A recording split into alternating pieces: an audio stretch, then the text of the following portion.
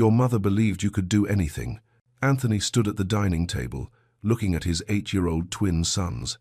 Their shoulders pressed together like they could split the weight of failing between them. Was she wrong? The boys didn't answer. They'd learned that silence hurt less than trying to explain what they couldn't understand themselves. Michael's tears fell quietly. Victor's hand found his brother's under the table. Their father grabbed his jacket and left the room. And in that moment, in that crushing, suffocating quiet, someone else was listening. Someone who knew exactly what it felt like to believe you were born broken. Catherine wasn't supposed to hear any of it. She'd been carrying a basket of folded towels past the dining room when Anthony's voice stopped her cold. She stood there just outside the doorway, frozen, her heart pounding in her chest. It wasn't the anger in his words that shook her. It was what came after. That silence, the kind that sounds like a child's soul collapsing in on itself. She knew that sound. She'd lived inside it for years back, when every teacher looked at her like she was wasting their time. When words on a page looked like they were drowning. When she sat alone in her car at 19, staring at a job application she couldn't fill out, wondering if maybe everyone had been right about her all along, wondering if God had made a mistake when he made her. But standing there now, listening to two little boys trying not to cry, something stirred deep inside her chest. Not pity, recognition. Through the open door, she could see them. Michael wiping his face with his sleeve, Victor squeezing his brother's hand, so tight his knuckles turned white. Two boys who looked identical in everything, especially their shame. And for the first time in a long time, Catherine felt it. That quiet whisper she'd almost forgotten how to hear. This is why you're here. Not to scrub counters or fold laundry, but to see what nobody else could. Because sometimes, when the world has written you off, and you've got nothing left but your own scars, God puts you exactly where you need to be. Right in front of someone who's breaking the exact same way you once did. But before we begin, hit that subscribe button, like this video, and tell me where in the world you're watching from. And if you've ever felt like you were too broken to be loved, stay with me. Because this story is about to show you that sometimes the people who save us are the ones nobody sees coming. Catherine knelt beside Michael's chair, the green overlay still resting on the open page. For a moment, neither of them moved, just sat there in the quiet of the library, dust floating through the afternoon, light coming in from the window. Michael stared at the words beneath the green sheet. His finger traced the first line. The cat sat. His voice was so soft she almost didn't hear it. On the mat. He looked up at her, eyes wide with something she hadn't seen in them before. Wonder. I read it. I actually read it. Catherine's throat tightened. She nodded, couldn't speak for a second. Victor stepped closer, his arms crossed tight over his chest like he was protecting himself from disappointment. Does it work for everyone? 5. 2. I don't know, Catherine said honestly. But we can find out. She pulled another overlay from her pocket, this one blue, handed it to Victor. He took it like it might break, placed it carefully over his own book, started reading. His voice shook at first, then steadied. By the third sentence, he wasn't stumbling anymore. Michael grabbed his brother's arm. You're doing it. Victor's eyes filled with tears. He didn't stop reading, just kept going, his voice getting stronger with every word, like he was proving something to himself. When he finished the paragraph, he looked at Catherine. Why didn't anyone show us this before? Catherine didn't have a good answer for that. So she just said, I don't know, sweetheart, but we're going to figure it out now. Together, that became their rhythm. Every afternoon while Anthony was away, while the house was quiet and no one was watching, Catherine met the boys in the sunroom. Not the library. Too formal, too much like school. The sunroom felt different, warm, safe, light pouring through the windows, plants growing wild in the corners, the old couch where their mother used to read to them before she died. Catherine brought supplies from the kitchen, shaving cream, food coloring, baking sheets. The twins looked at her like she'd lost her mind. We're going to write with shaving cream? Michael asked. We're going to feel the words, Catherine said. Your hands need to learn them as much as your eyes do. She spread the cream across the tray, smooth and thick, showed them how to trace letters with their fingers. Say it, feel it, write it. Michael spelled cat in the cream, then dog, then mom. His face lit up. It's like drawing. Exactly, Catherine said. Your brain loves this. Victor preferred movement. He couldn't sit still for more than 5 minutes, So Catherine let him walk, let him read while pacing circles around the coffee table. "You think better when you move," she told him. "So move." He did, and for the first time in his life, the words didn't swim away from him. By the third day, something shifted. Michael finished his homework in 20 minutes, work that usually took him 2 hours. Victor read 4 pages of a chapter book without stopping once. They started laughing again, real laughs, the kind that filled the room and made the house feel alive. Mrs. Patterson, the head housekeeper, noticed. She'd pass by the sunroom and pause, listening to their voices. Never said a word, just watched Catherine with an expression that was hard to read. The gardener, Mr. Alvarez, smiled when he saw them through the window one afternoon, gave Catherine a small nod, like he understood something the others didn't. But there were whispers too. In the kitchen, in the laundry room. "She's overstepping. She's just the help. What happens when Mr. Smith finds out?" Catherine heard them, felt the weight of their judgment pressing down on her shoulders every time she walked through the house. But when she looked at Michael spelling words in shaving cream, his whole face glowing with pride, she couldn't stop. When she watched Victor read aloud while walking in circles, his voice steady and strong, she knew. This was bigger than her job, bigger than their opinions. This was what she was meant to do. Friday afternoon came too fast. Anthony would be home tomorrow. The conference in Singapore had ended early. Catherine wiped down the coffee table, packed away the colored overlays, the textured letters, the baking sheet still smelling like shaving cream. Michael grabbed her hand. "You're not going to stop, are you?" She looked down at him, at both of them standing there, fear creeping back into their eyes. "I don't know," she said quietly. "Your dad might not understand." "Then we'll make him understand," Victor said, his jaw set with determination that looked just like his father's. Catherine smiled, sad and hopeful at the same time. Maybe. That night, she couldn't sleep. Lay awake in her small room above the garage, staring at the ceiling, praying for the first time in years. "God, if this is real, if I'm supposed to be here, please let him see it. Please." She didn't know if he was listening, but she closed her eyes and hoped anyway. The next afternoon, everything changed. Anthony came home 3 days early.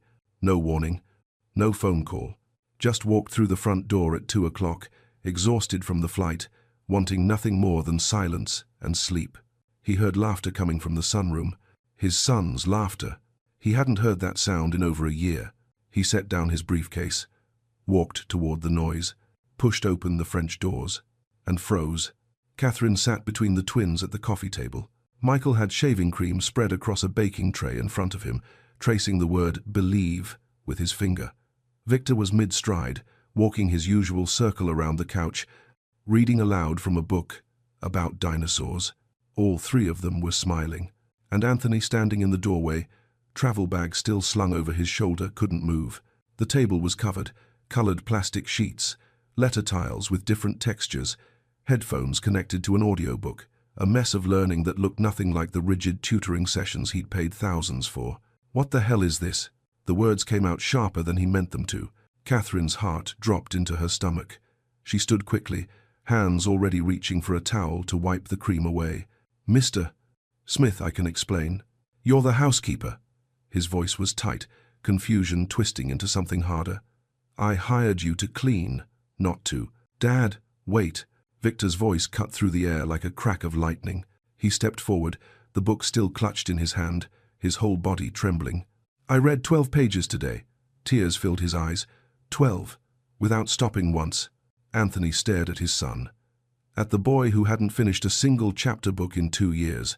"Please don't make her stop," Victor whispered. Michael scrambled to his feet, holding up the baking tray, shaving cream dripping onto the floor. "Look, Dad. I spelled dinosaur right. I never get it right." He grabbed his homework from the edge of the table, pages of math problems, handwriting practice, reading comprehension. Completed, nearly perfect. Handed it to his father with shaking hands. Anthony took it, stared down at his son's neat, careful work. His jaw worked. No words came. Catherine stood frozen, her heart hammering against her ribs. She forced herself to meet his eyes. "I'm sorry I didn't ask permission, Mr. Smith." Her voice was quiet, steady, but I recognized something in them, something I've lived with my whole life. Silence pressed down on the room like a weight. The twins stood side by side, hands clasped together, terrified. Anthony's eyes moved from the homework to their faces, his sons' faces, glowing with something he hadn't seen since Rebecca died. Pride. When he finally spoke, his voice barely made it past his throat. "My office, now."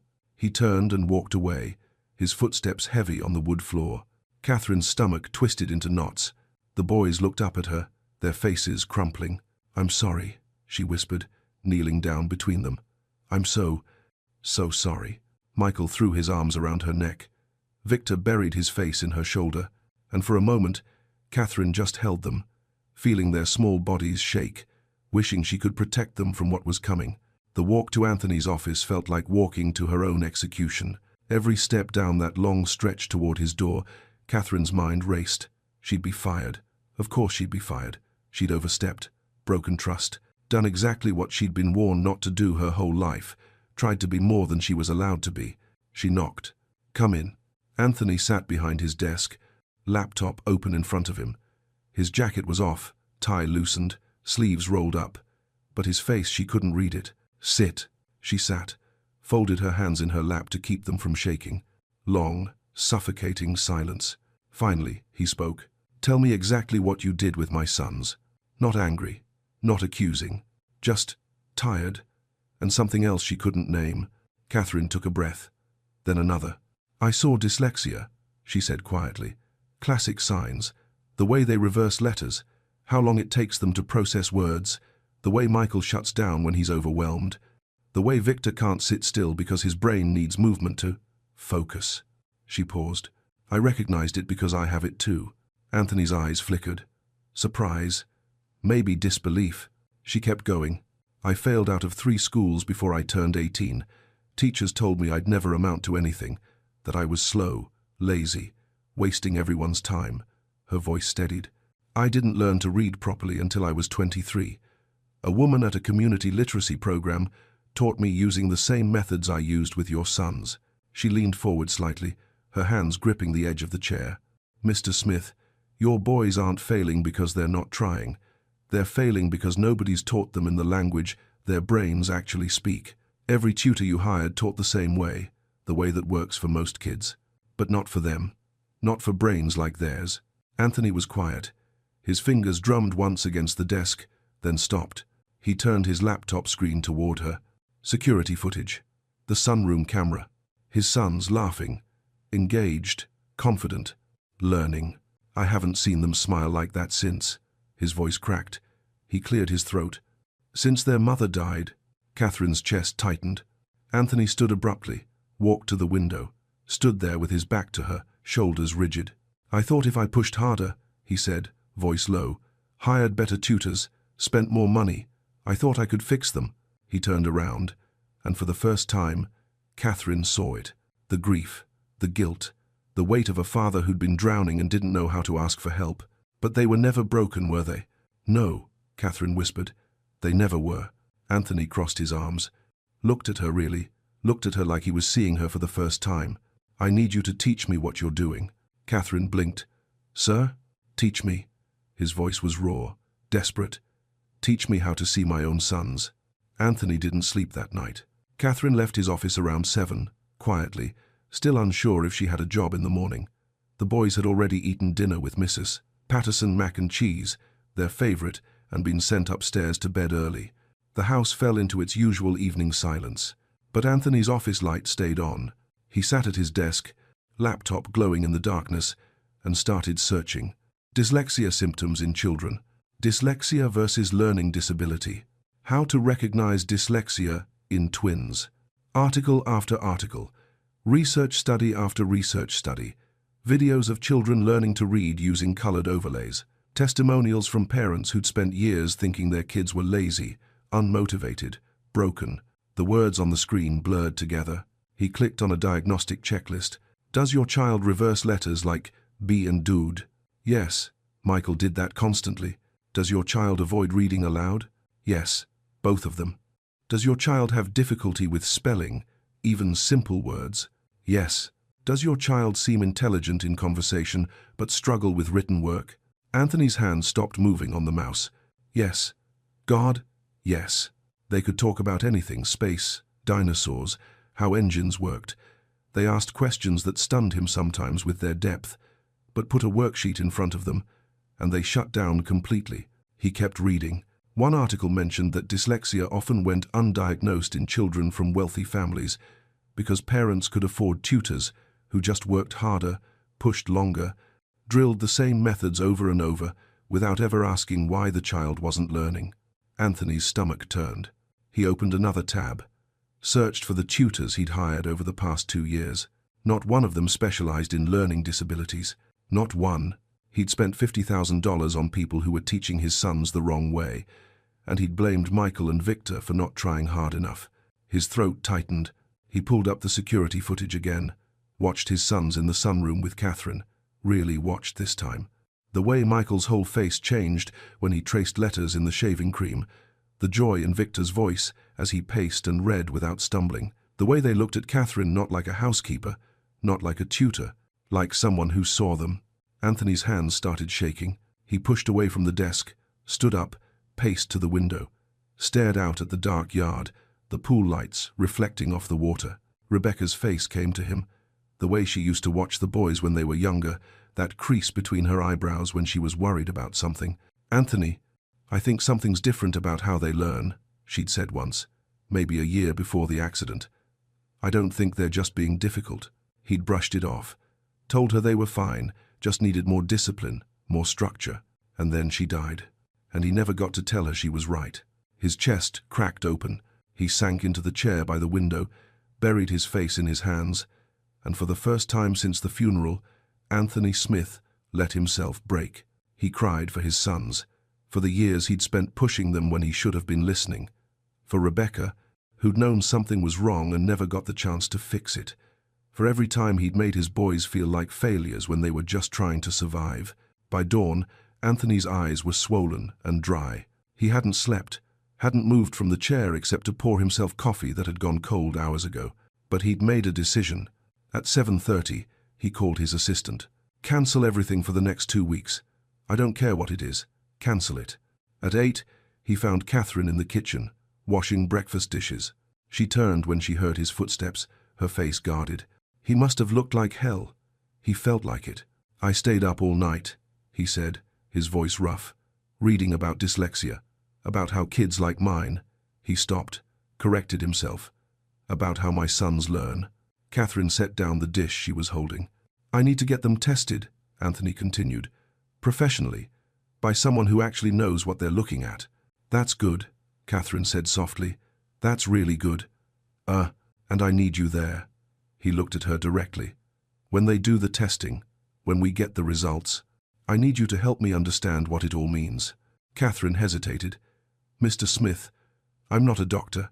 I'm not even a teacher. You're the only person who's seen them." His voice broke slightly. "Really seen them. And I need you to teach me how to do that." She studied his face for a long moment, saw the exhaustion, the regret, the desperate hope of a father who'd finally stopped running. "Okay," she said quietly. "I'll help." Anthony nodded, turned to leave, then stopped. "Catherine?" She looked up. "Thank you." His voice was barely a whisper. "For not giving up on them when I almost did." He walked out before she could respond.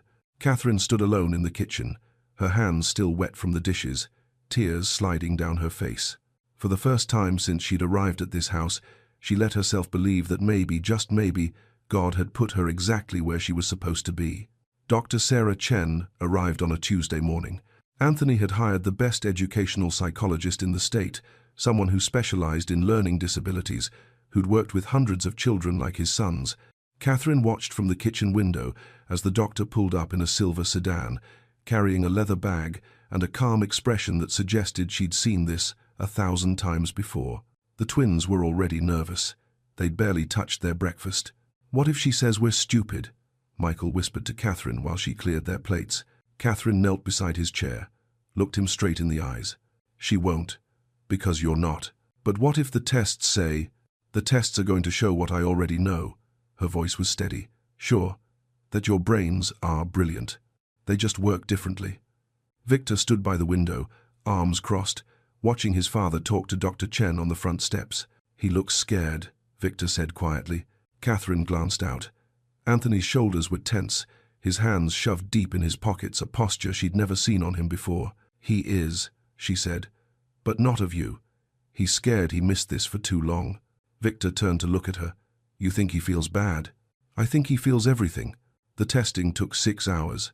Dr. Chen set up in the library, spreading assessment materials across the table, puzzles, reading passages, memory games, pattern recognition tasks. The boys went in separately, Michael first, then Victor. Anthony and Catherine waited in his office.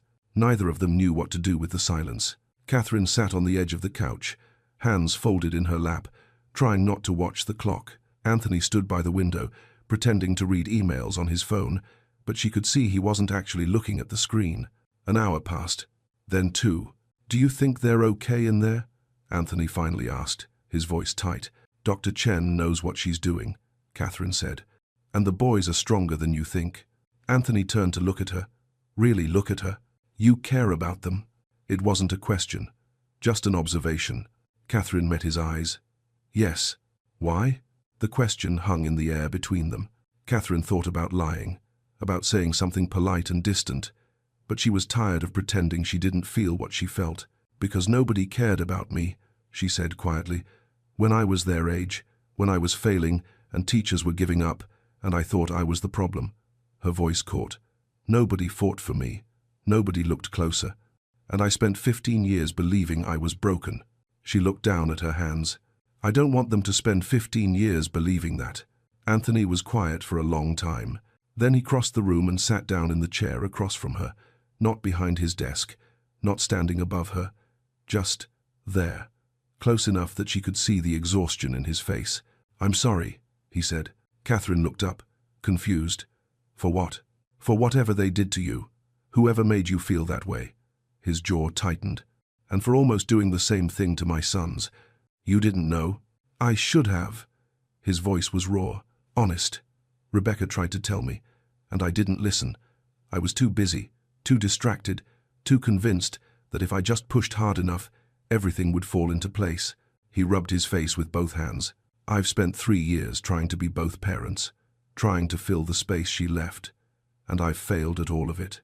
"You haven't failed," Catherine said softly. "You're here now. That's what matters." "Is it?" "Yes." They sat in the quiet after that, not uncomfortable, just present. Two people who'd both been broken in different ways, waiting to see if they could help two boys avoid the same fate. Around 4 o'clock, Dr. Chen knocked on the office door. Anthony stood so fast he nearly knocked over his chair. "Come in." Dr. Chen stepped inside, her expression calm but serious. She carried a folder thick with papers. "Mr. Smith, Miss Walsh." She nodded to both of them. "The boys did beautifully. They're resting in the kitchen with some snacks." "And?" Anthony's voice was barely steady. Dr. Chen set the folder on the desk, opened it to the first page of results. "Both boys have superior IQ scores," she began. "Michael tested at 127, Victor at 129. Anthony's breath caught. "They also both have severe dyslexia and ADHD, Dr. Chen continued. "Classic presentation. The kind that's often missed because the child is intelligent enough to compensate for years before the system catches up." She turned another page, showing charts and graphs that meant nothing to Catherine but everything to Anthony. "They're currently reading at a 2nd grade level, despite being in 3rd grade. Their processing speed for written language is significantly delayed. But," she looked up at both of them, "the coping strategies they're using are remarkable, graduate-level interventions." Dr. Chen's eyes settled on Catherine. "Who's been working with them?" Anthony gestured toward Catherine. "She has." Dr. Chen studied her with new interest. "Miss Walsh, have you worked with dyslexic children before?" Catherine shook her head. "Just one. Me." Dr. Chen's eyebrows lifted. She smiled, the kind of smile that held respect. "Then you have an intuitive understanding that most special education teachers spend years trying to develop." She closed the folder. "These boys are lucky to have you." Catherine's throat tightened. She couldn't speak. Anthony's hand found the back of his chair, gripping it like he needed something to hold him upright. "So what do we do now?" he asked. Dr. Chen looked between them. "You keep doing exactly what you're doing, and you fight like hell to make sure their school does the same." The call came, 3 days later, Anthony was in a meeting when his assistant knocked on his office door, her face apologetic. "Mr. Smith, Ashford Academy is on the line. The headmaster says it's urgent." Anthony excused himself, stepped into the hallway, pressed the phone to his ear. "Mr. Smith, this is Headmaster Whitmore. We need to schedule a meeting regarding Michael and Victor. Tomorrow, if possible." Something in the man's tone made Anthony's spine stiffen. "What's this about?" "It's better discussed in person. Can you come in at 9? Anthony agreed, hung up, stood there in the empty hallway with dread settling like stone in his gut. That evening, he told Catherine. She was folding laundry in the utility room, the twins upstairs doing homework they were actually completing now, with colored overlays and extra time. "The school wants to meet," Anthony said from the doorway. Catherine looked up, her hands stilling on a towel. "Did they say why?" "No, but I can guess." Catherine set the towel down. "You want me to come?" Anthony hesitated, then nodded. "Yes, I do." Ashford Academy sat on 15 acres of manicured grounds, all brick buildings and ivy-covered walls. The kind of school that prided itself on legacy, excellence, and test scores that kept it ranked in the top 5% nationally. Anthony had donated $2 million over the past 3 years. His name was on a library wing. None of that mattered when he and Catherine walked into Headmaster Whitmore's office the next morning. Whitmore was a tall man in his 60s, silver-haired and polished, with the kind of smile that never reached his eyes. He stood when they entered, gestured to the chairs across from his desk. "Mr. Smith, thank you for coming." Anthony didn't sit. "What's this about?" Whitmore's smile thinned.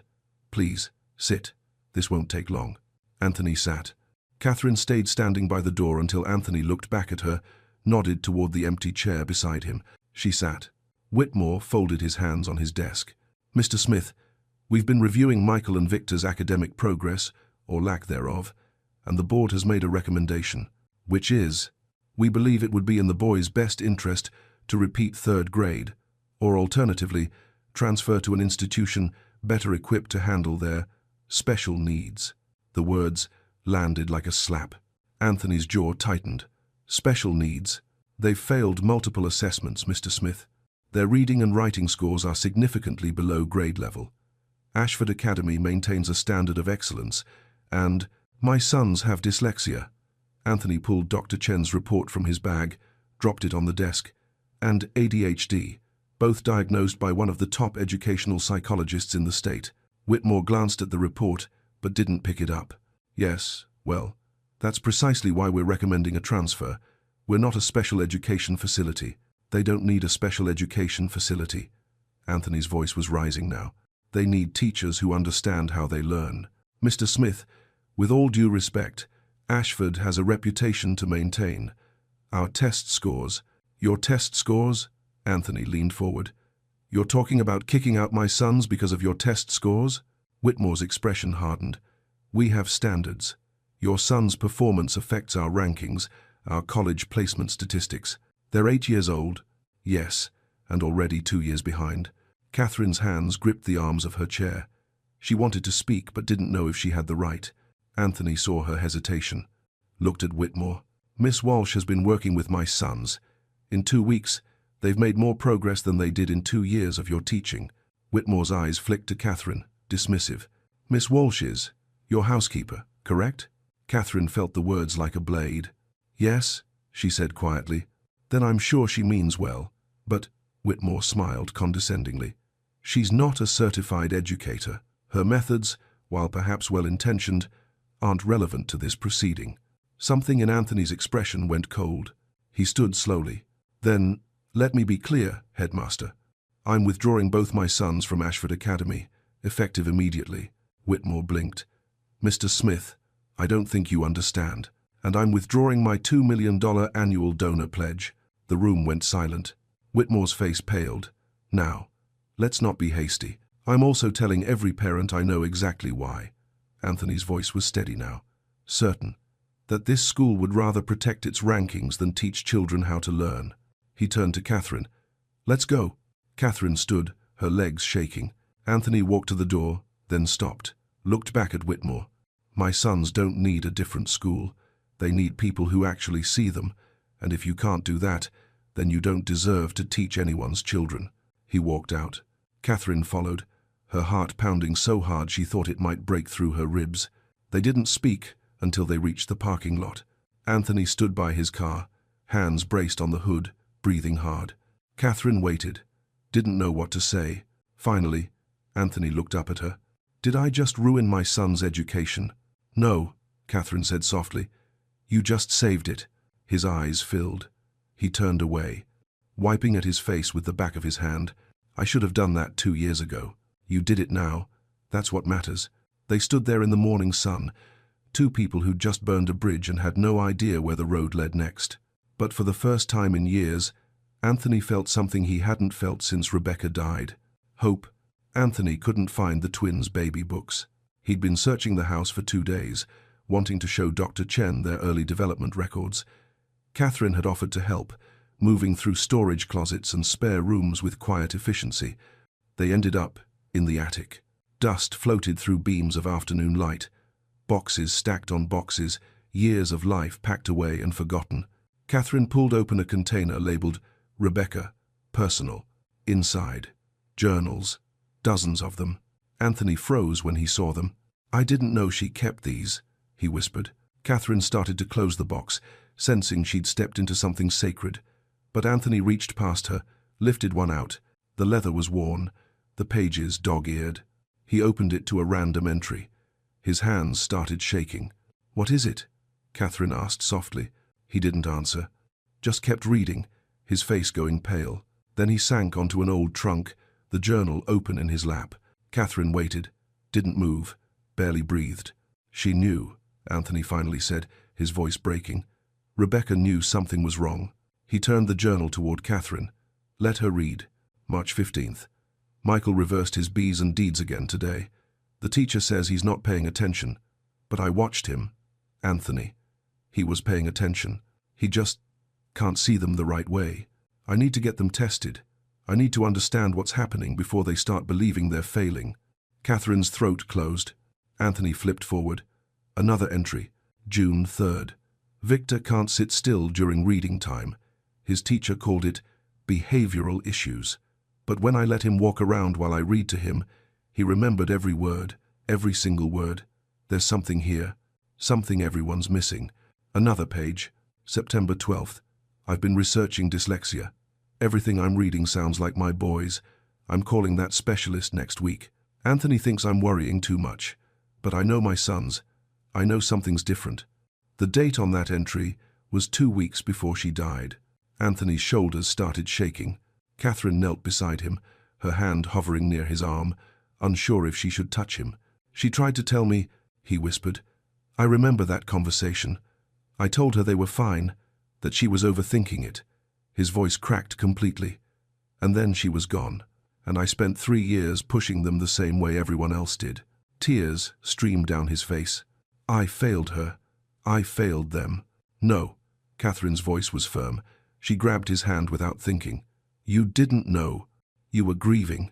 You were trying to survive. I should have listened. She would forgive you." Catherine squeezed his hand. "And your sons already have." Anthony looked at her, really looked at her, his eyes red and raw. "How do you know?" "Because I see the way they look at you now." Her voice softened. "They don't see a man who failed them. They see their father trying. And that's everything."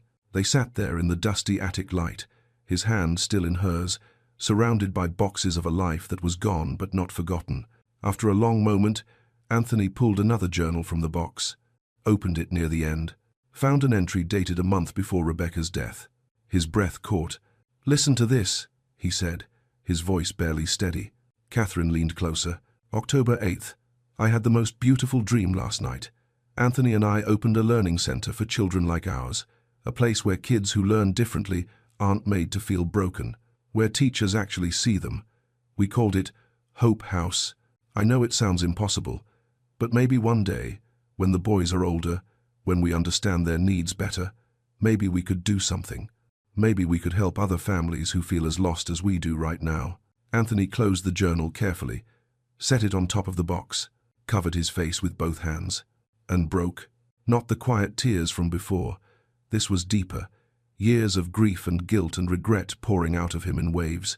Catherine didn't say anything, just stayed beside him, let him shatter, let him feel it all. When he finally looked up, his voice was raw but certain. "We're going to build it." Catherine blinked. "What?" "Her dream. The learning center."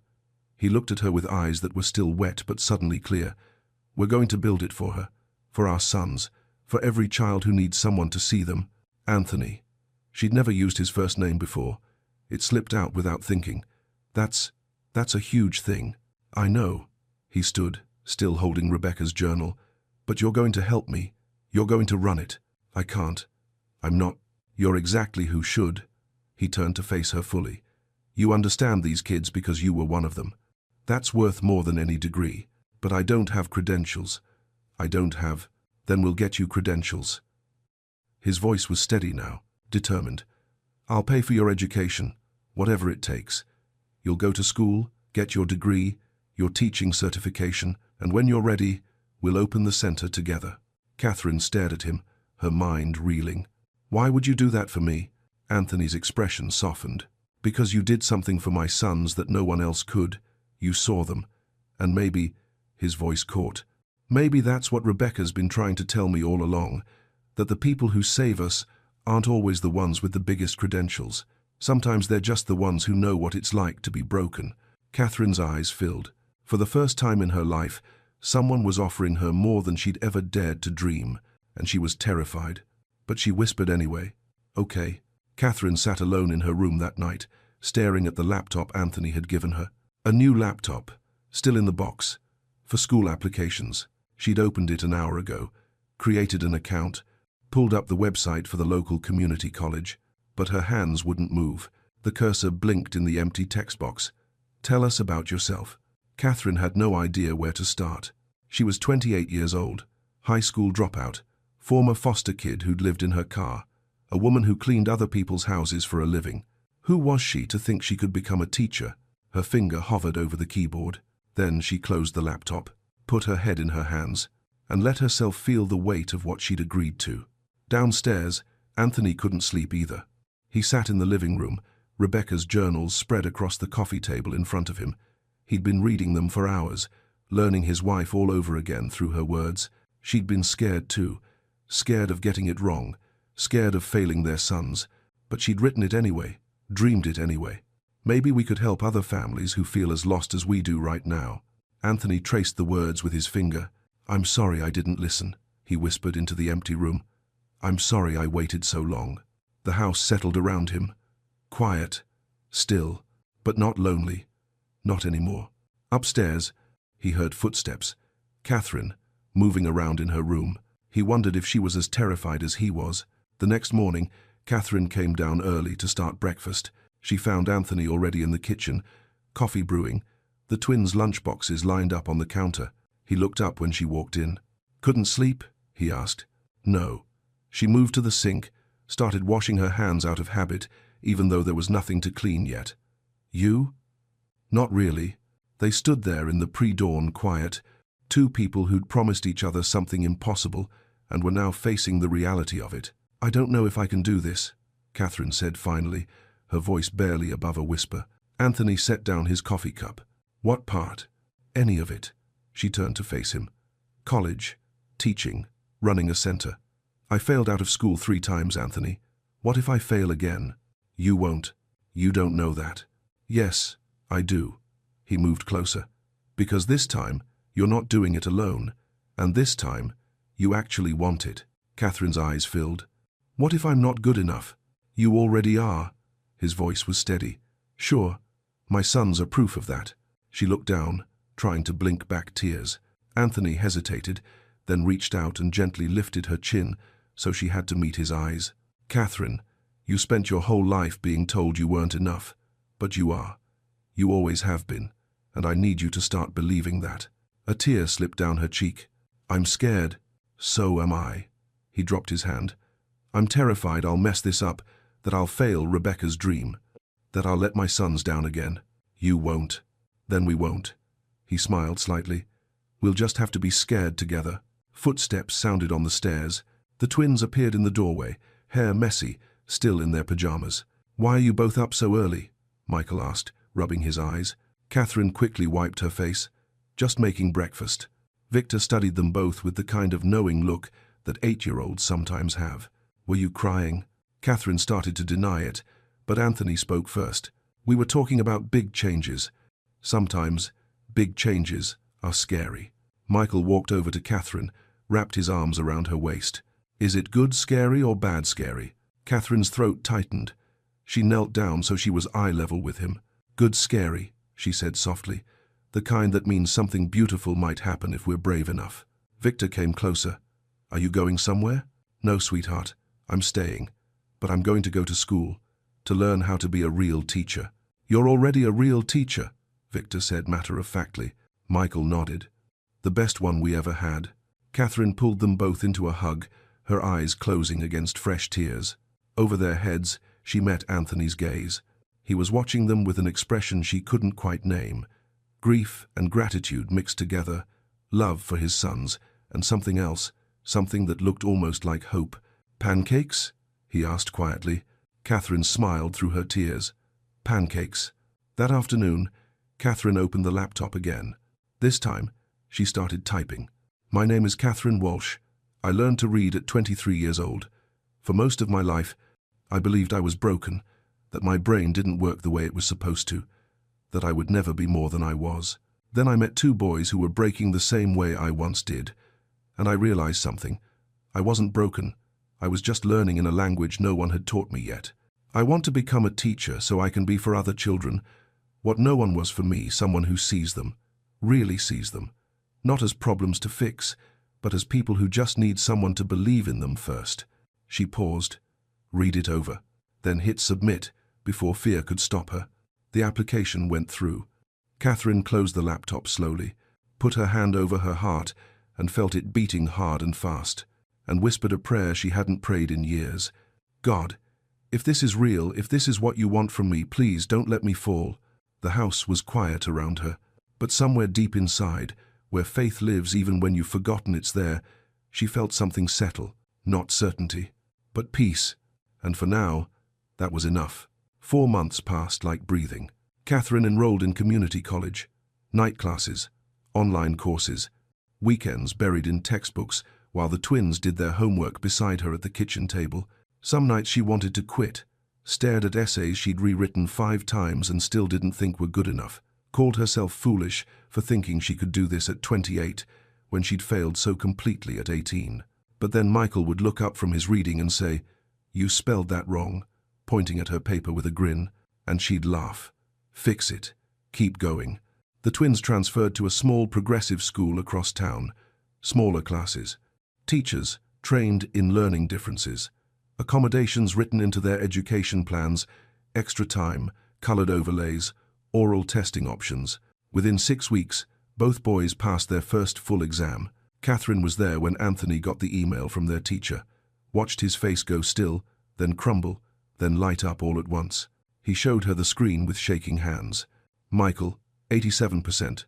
Victor, 92%. They did it, he whispered. They actually did it. Catherine's eyes filled. They always could. They just needed someone to let them. That night, Anthony took them all out to dinner. A real celebration. The twins ordered dessert first, laughing when the waiter pretended to be shocked. Catherine sat across from Anthony, watching him with his sons really present with them for the first time since she'd met him, laughing at their jokes, listening to their stories about school, asking questions that showed he actually cared about the answers. This was what healing looked like. Not perfect, not finished, but real. By winter, the plans for the learning center were underway. Anthony had purchased an old Victorian house on the edge of town, 3 stories, wraparound porch, big windows that let in light from every direction. It needed work, but the bones were good. He brought Catherine to see it on a Saturday morning. They stood in the empty front room, sunlight streaming through dusty windows, their breath visible in the cold air. "What do you think?" Anthony asked. Catherine turned slowly, taking it in. The high ceilings, the hardwood floors that creaked under her feet, the built-in shelves that could hold books. "It's perfect," she whispered. "Each room will be different," Anthony said, his voice filling with something she'd never heard from him before: excitement. Sensory spaces, movement zones, quiet areas for kids who need stillness. Everything designed around how different brains actually learn. He pulled out architectural sketches, showed her the plans. Catherine looked at the drawings, her heart swelling in her chest. When can we open? A year, maybe less if construction goes smoothly. He looked at her. Will you be ready? Catherine thought about her college classes, the teaching credential she was working toward, the fear that still woke her up some nights. I don't know, she said honestly, but I'll try. That's all anyone can do. They walked through the empty house together, mapping out rooms in their minds. The twins ran ahead, their voices echoing through the hollow spaces, calling out which room they wanted to help decorate. In what would become the main learning area, Catherine stopped, placed her hand on the window frame. Rebecca would love this, she said quietly. Anthony came to stand beside her, close enough that their shoulders almost touched. She does, he said. I think she's been watching this whole time, making sure we got it right. Catherine looked at him, saw the peace in his face that hadn't been there 6 months ago. You miss her? Every day. His voice was steady. But I'm not drowning in it anymore. And I think, he paused, I think she'd be okay with that. They stood in the winter light, surrounded by the skeleton of a dream that was slowly becoming real. What should we call it? Catherine asked. Anthony smiled, pulled a small notebook from his pocket, one of Rebecca's journals, opened to a page near the end. Hope House. Catherine's breath caught. She already named it, Anthony said softly. Years ago. We're just catching up. That evening, back at the house, Catherine found a letter in her mailbox. Her hands shook as she opened it. Dear Miss Walsh, congratulations. You have been accepted into the special education credential program beginning next fall. She read it 3 times, then walked inside, found Anthony in his office, and handed him the letter without a word. He read it, looked up at her, smiled wider than she'd ever seen. You did it. We did it, she corrected. The twins appeared in the doorway, sensing something important. What happened? Victor asked. Catherine knelt down, pulled them both close. I'm going to be a real teacher, an official one. Michael's face lit up. Does that mean you can teach more kids like us? Yes, baby. That's exactly what it means. Victor looked at his father. Is the center really going to happen? Anthony nodded. It's really going to happen. And kids like us won't have to feel stupid anymore. Catherine's throat closed. No, sweetheart, they won't. Because we're going to show them what I showed you, that different doesn't mean broken. Michael threw his arms around her neck. You saved us, he whispered. Catherine held him tight, tears streaming down her face. No, baby, you saved me. 2 years later, the morning of the grand opening, Catherine stood in the center of what used to be an empty Victorian house and was now Hope House Learning Center. Everything was ready. Sensory rooms painted in soft colors, movement spaces with balance beams and yoga mats, quiet corners with beanbags and weighted blankets, shelves lined with books in every format, audiobooks, large print, graphic novels, colored overlays organized by shade, textured letters, art supplies, every tool a different kind of learner might need. And in the main entrance, a portrait of Rebecca Smith, her smile warm, her eyes kind. Beneath it, a plaque, for every child who was told they couldn't, and for every person who helped them see they could. Catherine traced the words with her finger. She'd be so proud of you, a voice said behind her. She turned. Anthony stood in the doorway, wearing a suit but looking more relaxed than she'd ever seen him. The twins flanked him on either side, 10 years old now, taller, confident, holding a ribbon for the ceremony. I hope so, Catherine said softly. I know so. Anthony walked closer. You turned her dream into something real. We did, Catherine corrected. All of us. Michael looked up at his mother's portrait. I wish she could see this. She can, Victor said quietly. I think she's been watching the whole time. By 9 o'clock, families started arriving. 47 children enrolled for the first semester. Each one carrying a story like the twins had carried years of being told they weren't trying hard enough, weren't smart enough, weren't enough. Catherine greeted them at the door, not as a housekeeper anymore. As Director Catherine Walsh, certified special education teacher, the woman who'd built this place from nothing but pain and hope. One mother approached her, holding the hand of a small girl, maybe 7 years old, with red eyes and hunched shoulders. This is Emma, the mother said, her voice breaking. She told me last week she doesn't want to be alive anymore because she's too stupid for school. Catherine's heart cracked open. She knelt in front of Emma, waiting until the girl looked at her. "Hi, Emma. My name is Catherine, and I want to tell you something really important." She kept her voice gentle, steady. "I didn't learn to read until I was 23 years old. Do you know how old that is?" Emma shook her head. "Really, really old," Catherine said with a small smile. "Everyone told me I'd never be able to do it, that I wasn't smart enough, but they were wrong. My brain just needed different tools, and I think your brain might be the same." Emma's lip trembled. "Really? Really?" Catherine reached into her pocket, pulled out a green overlay. "Want to try something?" Emma nodded, barely. Catherine led her to a reading corner, opened a book, placed the overlay on the page. "Try now." Emma looked down. Her eyes widened. "The letters, they're not jumping as much." "That's your brain finding its language," Catherine said softly. Emma read the first sentence, stumbled once, kept going. By the third sentence, she was reading clearly.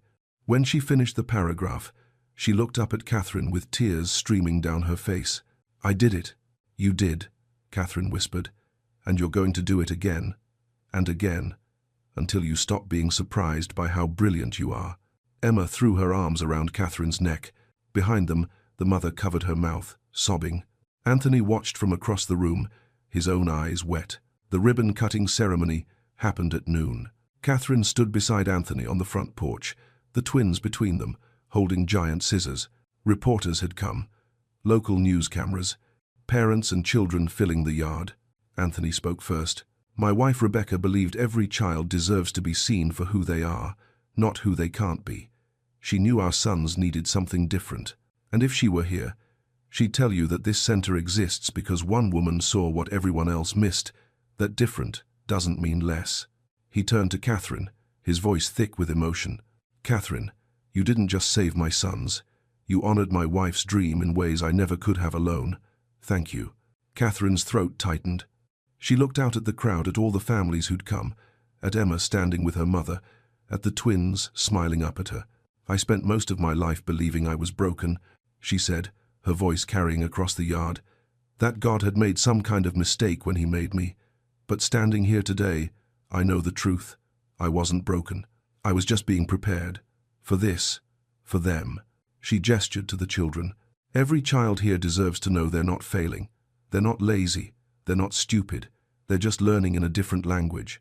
And we're going to teach them that language. We're going to show them they're not alone." Michael and Victor cut the ribbon together. It fell in 2 pieces, and Hope House opened its doors. That evening, after everyone had gone home, Catherine walked through the quiet building one last time. She stopped in front of Rebecca's portrait. "Thank you," she whispered, "for dreaming this, for believing in your boys when no one else did, for somehow making sure I ended up exactly where I needed to be." She felt a hand on her shoulder.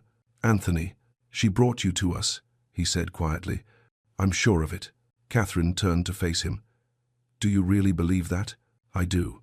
His eyes held hers. "Some people come into your life exactly when you need them. Not a moment sooner, not a moment later. Just right on time." They stood close in the dimming light, 2 people who'd been broken in different ways and had somehow found healing in helping others. "Thank you," Catherine said, "for believing in me when I didn't believe in myself." "Thank you," Anthony replied, "for teaching me how to see my own children." Outside, the sun was setting. Golden light poured through the windows, filling every corner of Hope House with warmth. And somewhere in the silence between heartbeats, in the space where grief becomes grace, Catherine felt it. That whisper she'd heard 2 years ago in a kitchen, holding 2 broken boys. "This is why you're here." She closed her eyes. And finally, after 28 years of feeling invisible, Catherine Walsh let herself believe what she'd spent her whole life trying to find. She was seen.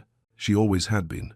And now, she'd spend the rest of her life making sure every child who walked through these doors knew they were seen too. Not despite being different, but because being different was exactly what made them beautiful.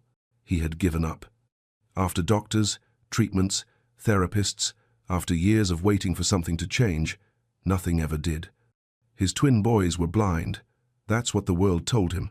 That's what he believed. The house was always quiet. Until that afternoon, when he heard something that didn't belong there. Laughter. At first, he thought it was the wind, Or maybe the TV left on in another room. But the sound came again, soft, sweet, strange. He stood up, heart pounding, unsure why he suddenly felt nervous. He walked down the hallway, slowly, listening, searching. And then he saw it, the light under the door. The playroom. The one no one used. The one that had been silent for years. The door was open, just a crack. And through it, he thought he saw her. The maid, kneeling by the tub, with his boys. And for a moment, he forgot how to breathe. Joy Thompson didn't ask for much. She came to the Walker estate looking for steady work. She wasn't expecting warmth. She wasn't looking for connection. The house was large, cold, too clean like it had been frozen in time. Curtains always drawn. Lights dimmed low. Rooms that echoed when no one spoke. Charles Walker barely looked at her the day she arrived. His voice was polite, distant. His eyes? Tired in a way that didn't come from work, but from loss. His sons, Gabriel and Michael, were just over 2. Beautiful, silent, unmoving. The file said they were blind from birth. No treatment had worked. No progress had ever come. Joy was told not to expect anything. Not reactions, not play, not light. But something about those boys stirred something in her. She couldn't name it, but she felt it. And one morning, while washing their faces, she saw something no one else had ever seen. Sometimes, what breaks you becomes the doorway to what heals you. This isn't just a story about sight. It's a story about grief, about silence, and about how love, real love, sees what others overlook. If you've ever felt like hope passed your house by, or if you've ever been the one who noticed something no one else did, then this story is for you. Before we begin, click subscribe, like this video, and tell us in the comments, where in the world are you watching from, and who in your life truly saw you when no one else did? Because sometimes, the miracle doesn't come through a doctor or a cure. Sometimes, it walks into the room quietly, wipes a child's face, and pays attention. The first morning, the house felt colder than the air outside. Joy Thompson stood at the edge of the long hallway, holding her breath without meaning to. The silence wasn't peaceful. It was the kind that feels like it's been there too long. Like grief had unpacked its bags and made itself at home. The floors didn't creak. The walls didn't speak. Even the light, what little there was, felt like it didn't have permission to move. She hadn't seen Mr. Walker since he greeted her briefly the night before. No handshake, just a nod, a few clipped instructions, and then he was gone. He hadn't stepped into the nursery, hadn't looked at the boys. She understood, in her own way. Some pain makes you disappear, even when you're still standing in the room. The boys were already awake when she entered, sitting in matching cribs, dressed in soft grey clothes, their eyes fixed on nothing. Gabriel and Michael, 2 years and 4 months old, pale skin, dark lashes, small hands resting quietly in their laps. They didn't cry, didn't reach, didn't react. She whispered their names anyway. No answer. The only sound in the room was the quiet rustle of the curtains behind her, heavy, lined, always drawn. She began the day's routine, just as the schedule listed. Breakfast, sponge bath, change of clothes, tidy the space. She moved slowly, giving them time to adjust to her presence. Not that they seemed to notice. Later, with the water warm in the tub and soft towels laid out, she lifted Michael first. His body was light, too light. She held him carefully, one hand supporting his back, the other gently cupping his head. He didn't resist, didn't flinch. He just sat there in the shallow water, quiet as ever. Joy rolled her sleeves up, dipped the washcloth in the water, and began to clean his face. And then it happened. A bead of soap slid toward his eye, and for the briefest moment, maybe a second, maybe less, his eyelid fluttered. She paused. It could have been reflex, a twitch, nothing. But something in her gut told her not to move. She stayed there, one hand in the water, her breath caught somewhere between fear and wonder. Then, slowly, she looked over at Gabriel. He was staring off, as always, but just behind him, The bathroom mirror caught a sliver of light. The sun had moved, just slightly, and now a soft line of brightness spilled across the tile. She adjusted the faucet without thinking, angling the chrome just enough for the reflection to shift. The light skimmed across the floor, across the edge of the tub, and stopped near Gabriel's toes. He turned his head. It wasn't sudden, it wasn't dramatic, but it was deliberate, just a few inches enough to follow the light. Joy blinked, heart thudding, her hands stilled in the water. She didn't say anything. She didn't move. She just watched. And then Michael did it again, that flutter. A soft blink, a blink that had nothing to do with sound and everything to do with light. Her chest tightened. It wasn't proof. Not yet. But it wasn't nothing. She finished the bath quietly, her movements gentle, steady, as though afraid to disturb something sacred. When she lifted the boys out and wrapped them in towels, she kissed their heads without thinking. They didn't respond. But she felt something shift in the room. Later, after they were dressed and settled, Joy walked into the hallway and looked out the nearest window. The sky was pale blue. The garden outside was still. And inside this house, something had just woken up. She didn't tell anyone what she saw. Not yet. She didn't trust herself to name it. But that night, when she was alone in the small room they'd given her, she opened a notebook she hadn't used in months. She wrote just 4 words. Michael blinked at light. Then she set the pen down, closed the book, and whispered a prayer into the quiet. God, if I'm wrong, stop me. But if I'm right, help me see what you see. There was a quiet rhythm to the days in the Walker house. It wasn't peace, not really. It was more like the stillness that follows loss. A house that learned to survive by not expecting anything new. Joy never asked questions. She moved through the rooms with soft steps and steady hands, learning the routines, reading between the silences. The twins stayed quiet too. No tantrums, no giggles. Just 2 small boys sitting in a sunless nursery, surrounded by toys that never moved. But once you've seen something, you can't unsee it. That blink, the shift of the eyes, the turn of the head, it stayed with her. Not loud, not obvious, but constant. She found herself watching them more closely now. Not out of suspicion, but out of hope. Hope that maybe, just maybe, there was more happening beneath the stillness. One morning, as she changed their clothes, she swapped the boys' positions by the window. It was subtle. Gabriel, now closer to the light, squinted slightly as the curtains stirred. Michael reached out, not blindly, but towards something. She didn't write it down this time. She just watched and wondered. By the 3rd week, small details began to surface. She'd hum sometimes while folding laundry. Nothing special, just little things her grandmother used to sing in the kitchen. Old church melodies, pieces of memory. One afternoon, she was softly humming, "What a friend we have in Jesus," while tucking in the bedsheets, and she caught it. Gabriel turned his head toward her voice. Not the sound of the sheet, not the movement. Her voice. She paused, waited, then sang a little louder, just one line. Michael shifted. His fingers tapped the mattress beside him, almost like he was listening. No one else noticed. The housekeeper came and went. The gardener trimmed the hedge outside the nursery window. Charles Walker remained out of sight, his door always closed. But the boys were listening and responding. Bit by bit, Joy began to rearrange things.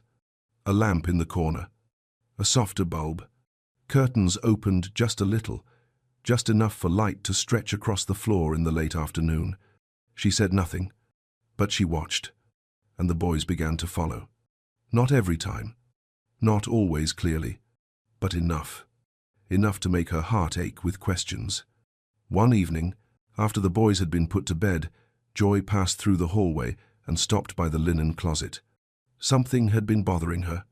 The eye drops. They were part of the boys' care routine, prescribed, logged, administered at the same time every day. She'd been told they were for comfort, something to help with inflammation, keep the eyes from straining. But the more she watched, the more she noticed how still the boys became after the drops, almost like they withdrew. Even more than usual. She reached for the cabinet key the housekeeper always left hanging near the pantry. Hands steady, breath quiet, she opened the locked drawer where their supplies were kept. Rows of small bottles, labels she didn't recognize. She scanned the ingredients, the instructions, and there it was, in tiny print right beneath the dosage. May reduce photosensitivity temporarily, not for long-term pediatric use. She stared at the words, read them again, then closed the cabinet carefully, her thoughts racing. Why would a blind child, need something that reduced their sensitivity to light? That night, she didn't sleep. She lay on her back, staring at the ceiling of the small guest room, her grandmother's voice echoing somewhere in her mind. You don't need a degree to pay attention. You just need to care enough to look twice. Joy didn't know what to do yet, but she knew this. Something wasn't right. And the boys, they were trying to speak in the only way they could, with blinks, with shifts, with silence that wasn't empty but full of something waiting to be seen. There were windows in every room, but none of them opened. They were framed in expensive wood, trimmed in thick velvet drapes, and always shut. Even on the sunniest days, the house stayed dim, cool, controlled. Joy noticed it more now. The way the morning light would try to peek through the edges of the curtains in the hallway and get swallowed by shadow. The way every lamp glowed just enough to see but never enough to feel warm. At first, she thought it was habit, then preference. But now, she wondered, what kind of home needs to keep light out? She started small. One afternoon, when the housekeeper was busy sorting invoices in the office, Joy slipped into the nursery and quietly pulled the curtain back 2 inches. The window was high, old, and a bit stiff, but the light poured in like it had been waiting years for permission. It stretched across the rug, a long golden stripe that touched the edge of the toy chest and spilled beneath Michael's crib. She said nothing. She just stepped back and watched. Michael blinked first, slowly. Then he turned his head, not sharply, but intentionally, as if something had brushed his awareness and he was reaching for it in the only way he knew how. Gabriel, who had been lying flat on his back, stirred. His eyes followed the light across the ceiling. Joy held her breath. Her heart thudded quietly in her chest. This wasn't imagination. This wasn't coincidence. This was response. And for the first time since she'd stepped into that house, she felt the weight of something heavy shift inside the room. Like a held breath, beginning to exhale. That night, she skipped the eye drops. Just for one boy. Just once. She waited until the house was quiet, the hallway still, the staff tucked into their corners. Then she stood at the nursery door, dropper in hand, and chose Gabriel. She gave Michael his dose as usual. But Gabriel, she simply held, whispering softly as she pressed a cool cloth to his forehead, pretending to follow the routine. Then she tucked him in. The next morning, the difference was subtle, but there. Michael was still, passive, his eyes dull. But Gabriel? He reached. Toward the mirror Joy had set near the window. It caught a shard of light from the hallway, and he reached. Joy bit her lip, hard. She couldn't say anything yet. Not to the staff. Not to Charles. But something had shifted. Later that week, she stood in the nursery, watching dust float through the beam of sunlight she'd allowed in. She glanced around, then walked to the cabinet again. This time, she opened the drawer slowly. Her hands didn't shake. Inside, the same rows of bottles. Different brands, different labels. But the same warning etched at the bottom of each one. May reduce photosensitivity. Not recommended for long-term pediatric use without supervision. And then tucked in the back she found a folder. Old prescriptions, shipping invoices, signatures, initials. The name printed at the bottom of every form? Dr. Ernest Vale. She didn't know the name, but something in her chest tightened when she saw it. All of it had been approved. Signed, ordered, repeated. For months. That evening, the quiet in the house felt different. Not peaceful, not routine. Heavy. She walked past Mr. Walker's study. His door was cracked slightly, not open, but not closed either. Inside, She could see him sitting by the fireplace, same posture, same stillness, a man who had learned to make peace with silence because it required nothing from him. Joy paused. She thought about saying something. About the light, the blink, the drops. But then she remembered the first day, how he hadn't even looked into the nursery, how the grief in his eyes wasn't sharp anymore, just settled, like a man who had made an agreement with heartbreak and stopped asking for more. So she kept walking, not because she was afraid, but because the truth wasn't ready yet. Not for him, not for them, not until it spoke louder than the silence.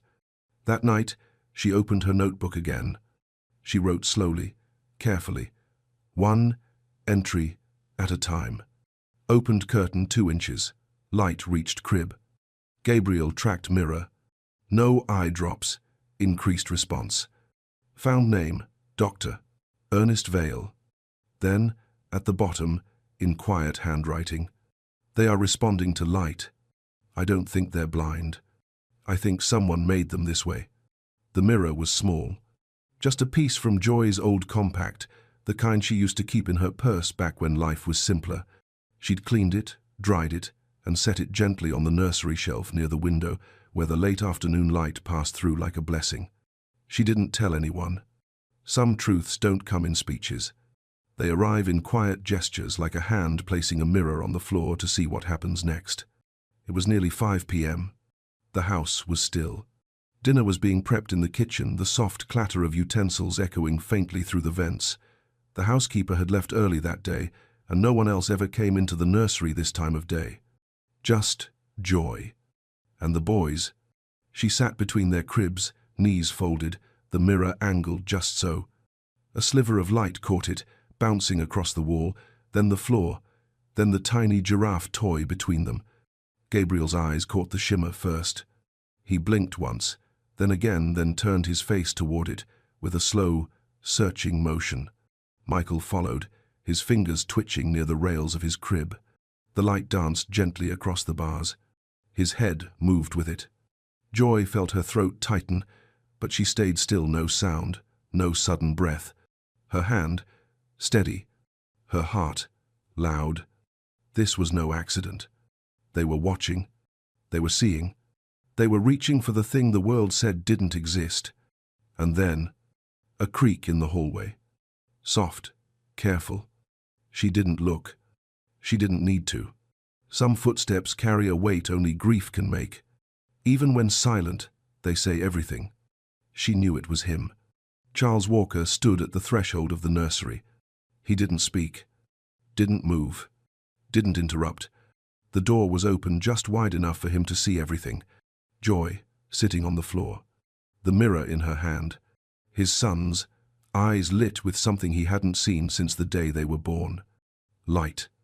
Movement. Life. She turned her head slightly, caught him in her periphery, but didn't panic. She just whispered, "We're playing." Her voice was soft. Too soft for defense. Too strong for denial. Charles stepped in, slow, almost like he didn't trust the floor beneath him. His eyes flicked from Joy to the boys, to the shimmer on the wall, to the expression on Gabriel's face. He didn't sit down. He didn't ask questions. He just stared. And in that long, aching moment, something happened in his face, not dramatic, not loud. A breaking. A soft kind. The kind men try to swallow when no one's watching. "What is this?" he asked, finally. His voice wasn't angry, just cracked, worn down to the bone. Joy looked up. Her hands didn't move. "They see the light," she said quietly. "They're following it." He blinked. Once. Twice. Then shook his head, almost like trying to wake himself from a dream. "That's not." He stopped. Started again. "That's not possible." But his eyes didn't leave the boys. Michael reached again, his hand brushing the edge of light on the floor. Gabriel tilted his head, tracking the flicker on the ceiling. "They've never," he whispered. "Not once. Not in 2 years." Joy nodded gently. "I know. That's what I thought too." The room went quiet again. Not the empty kind. The heavy kind. The kind of silence that follows truth when it finally walks in. Charles looked at Joy, then really looked. Not as a maid, not as someone passing through, but as a witness, a person who had stayed long enough to notice what no one else did, a person who wasn't afraid to look again. He didn't speak after that. He just turned, slowly, and walked out. The door stayed open behind him, and for the first time since Joy arrived, the light from the hallway was allowed to stay. That night, she didn't write in her notebook. She sat on the edge of her bed, the mirror resting in her hands, and just stared at it. There were still no answers, no guarantees, no proof anyone would believe. But she knew one thing: she wasn't alone anymore. Charles didn't speak of it the next morning. Not to Joy, not to the boys, not to anyone. He didn't even glance at the mirror on the nursery shelf. Didn't ask where it came from. Didn't ask why his sons had followed the light. But something had changed in him. Joy could see it. He lingered in the hallway longer than usual, paused outside the nursery door before heading into his office. Watched, quietly, when she bathed the boys as if afraid to see too much or not enough. He didn't want to believe. But he didn't want to look away either. That afternoon, Joy did something bold. She walked into the study holding a notebook. Not a report, not a complaint. Just pages filled with days of observations, scribbled in careful handwriting, like pieces of a puzzle only she had tried to fit together. Charles looked up from his desk. His expression wasn't cold, just guarded, like a man who spent years building walls for good reason and isn't sure yet whether to tear one down. Joy stood still in front of him, not demanding, not pushing, just offering. "I'd like to show you something," she said softly. "You don't have to agree, just look." She opened the notebook. Page by page, she showed him. The time she opened the curtain and Michael blinked. The day Gabriel tracked the sunlight across the ceiling. The evening she skipped the drops and saw more movement than ever before. The label warnings, the dosage logs, the name Dr. Ernest Vale. Charles didn't interrupt. He sat there in silence, the kind that listens. One hand at his mouth, the other resting flat on the table, fingers curled slightly, like holding something invisible. He turned a page, read, then another. At one point, his eyes paused on a note Joy had barely remembered writing. "Light doesn't lie. It just waits for someone to see it." He closed the notebook slowly, then looked up at her, and for the first time, she saw something unguarded in his face. "I never wanted to believe it," he said. His voice was low, quiet but not lost. "When they told me, after Caroline died, I didn't ask questions. I didn't want to. I couldn't. I was afraid to hope." Joy didn't answer. She didn't have to. She knew what it cost to hope when it had let you down before. Charles looked toward the hallway, toward the nursery he had barely entered in months. "They told me not to expect progress, that blind children don't always respond, that silence was normal, that this was our life now." He looked back at her, and I believed them, because it was easier than believing something might still be possible. There was a pause. The room felt smaller now, not cramped, but close, as if everything inside it had leaned in. "Do you think it's the drops?" he asked. Joy nodded. "I think it's part of it, and I think someone knew. I don't know why yet, but the patterns don't lie." Charles stood, slowly. He looked like a man holding something fragile, something he hadn't touched in years. "Let's stop them, just for a couple days." Joy met his gaze. "Are you sure?" "No," he said, "but I can't ignore it anymore." For the next 48 hours, they stopped the drops. Together, Joy tracked everything, every blink, every turn of the head, every flicker of recognition. Charles began joining her quietly in the nursery.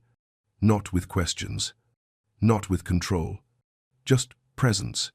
He sat on the floor once, knees stiff, unsure how to move, how to play.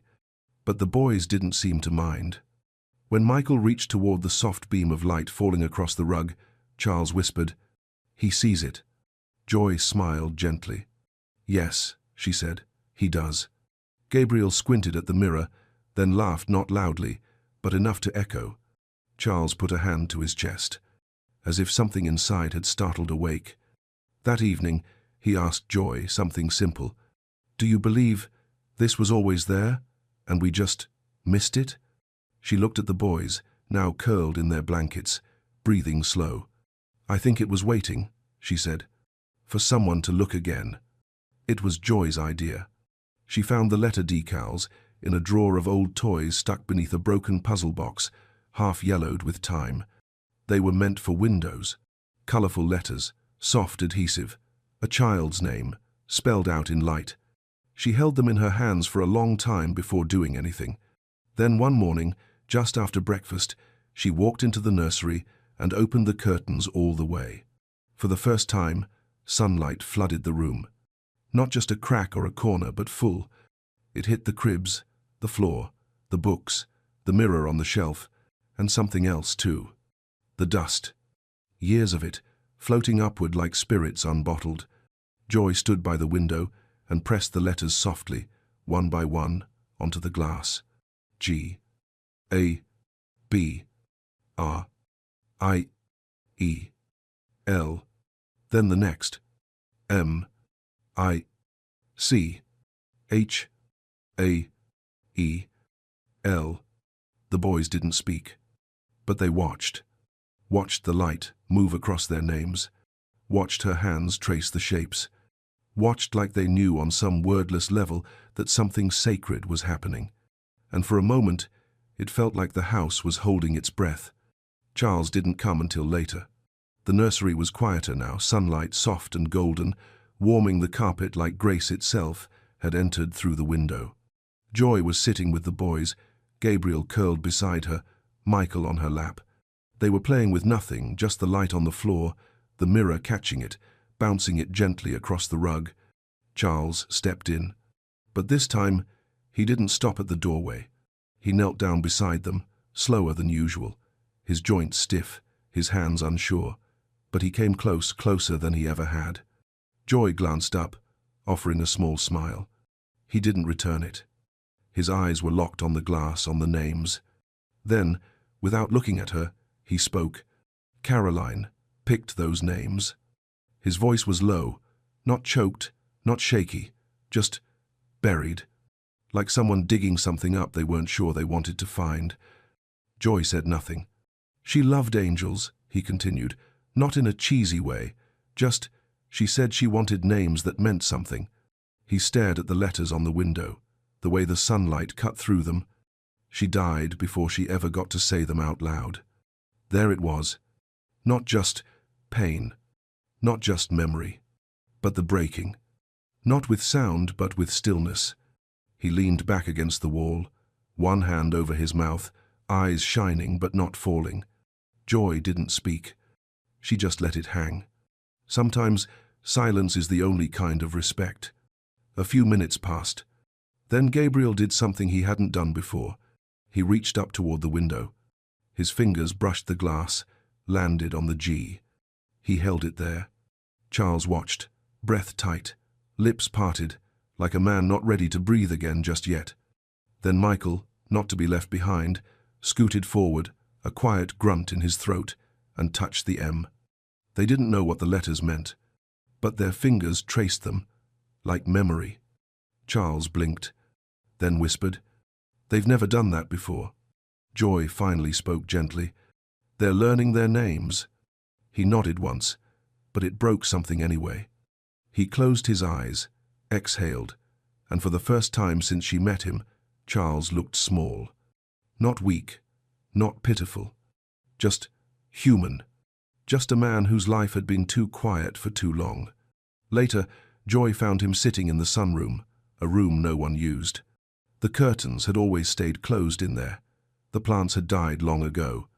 But now, the windows were open, and he was sitting in the light. She stood in the doorway for a moment, then stepped in, carefully. "I'm sorry," he said without looking at her. Joy paused. For what? For letting go too early, for choosing silence over searching. He turned toward her. "You didn't just see my sons, you saw what I couldn't." She didn't respond with words. She just sat down beside him, knees almost touching. The silence between them wasn't heavy this time. It was healing. And outside, the wind lifted the curtain, just enough to let the sun fall softly on the floor. Charles didn't return to his office the next morning. He sat in the sunroom, just like the night before. The curtains open now, the light stretching across the cold tile like it had been waiting for years. A mug of coffee rested on the table beside him, still full, untouched. He wasn't reading, wasn't making calls, just sitting, still, watching dust float in the sunlight like tiny reminders of time he couldn't get back. Joy passed by once, then again, and finally stepped inside. He didn't look at her, but she could tell he knew she was there. His voice was quiet when it came. "You said someone knew." She paused. "Yes." "About the drops?" "Yes." He nodded, slowly, as if confirming a suspicion that had already formed. "I let them into this house. I paid them. I handed over my sons." Joy sat down across from him, her hands folded in her lap. "You were grieving. I was hiding." Silence settled between them again, not hostile, just hard. He turned toward her, not angry, just exhausted. "Do you know what it's like to believe the worst because it's easier than hoping?" Joy met his gaze. "I think hope scares people more than pain does." He let out a short breath. Not a laugh, not a cry, just the sound of someone standing on the edge of regret. That afternoon, Charles called his lawyer, asked for the medical release forms, reviewed every note signed, every approval, every prescription.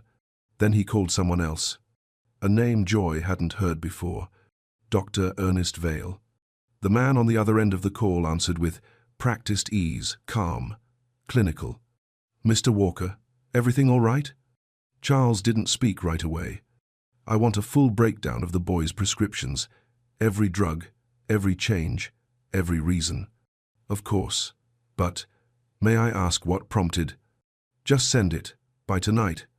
His tone wasn't cold, it was awake now. And Ernest Vale, whoever he really was, knew it. Later, Joy found Charles in the nursery. He was standing by the cribs, watching his sons sleep. No clipboard, no phone, just watching. Michael had one hand resting against the letter M on the window. Gabriel was curled beneath the sunlight, his small chest rising and falling in rhythm. "They don't need perfect," Joy said softly behind him. "They just need present." He nodded, slowly. "I don't know how to fix this." "Start with not turning away." He stayed there for a long time. The next morning, Joy made a decision. She contacted someone she hadn't spoken to in years. A friend of her grandmother's, a retired nurse who'd once worked in pharmaceutical compliance. She told her just enough to raise concern, and the woman gave her a name. A young lab technician who had recently resigned from a private clinic involved in experimental pediatric trials. "I'll reach out," Joy said. Quietly, the investigation began in silence.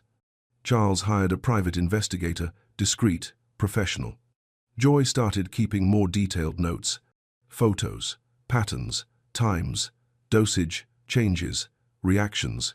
The twins continued to grow brighter, not suddenly, not miraculously, but steadily. They reached more, turned more, responded more. And every time they did, the weight in Charles's chest pressed harder. Because every blink was a question.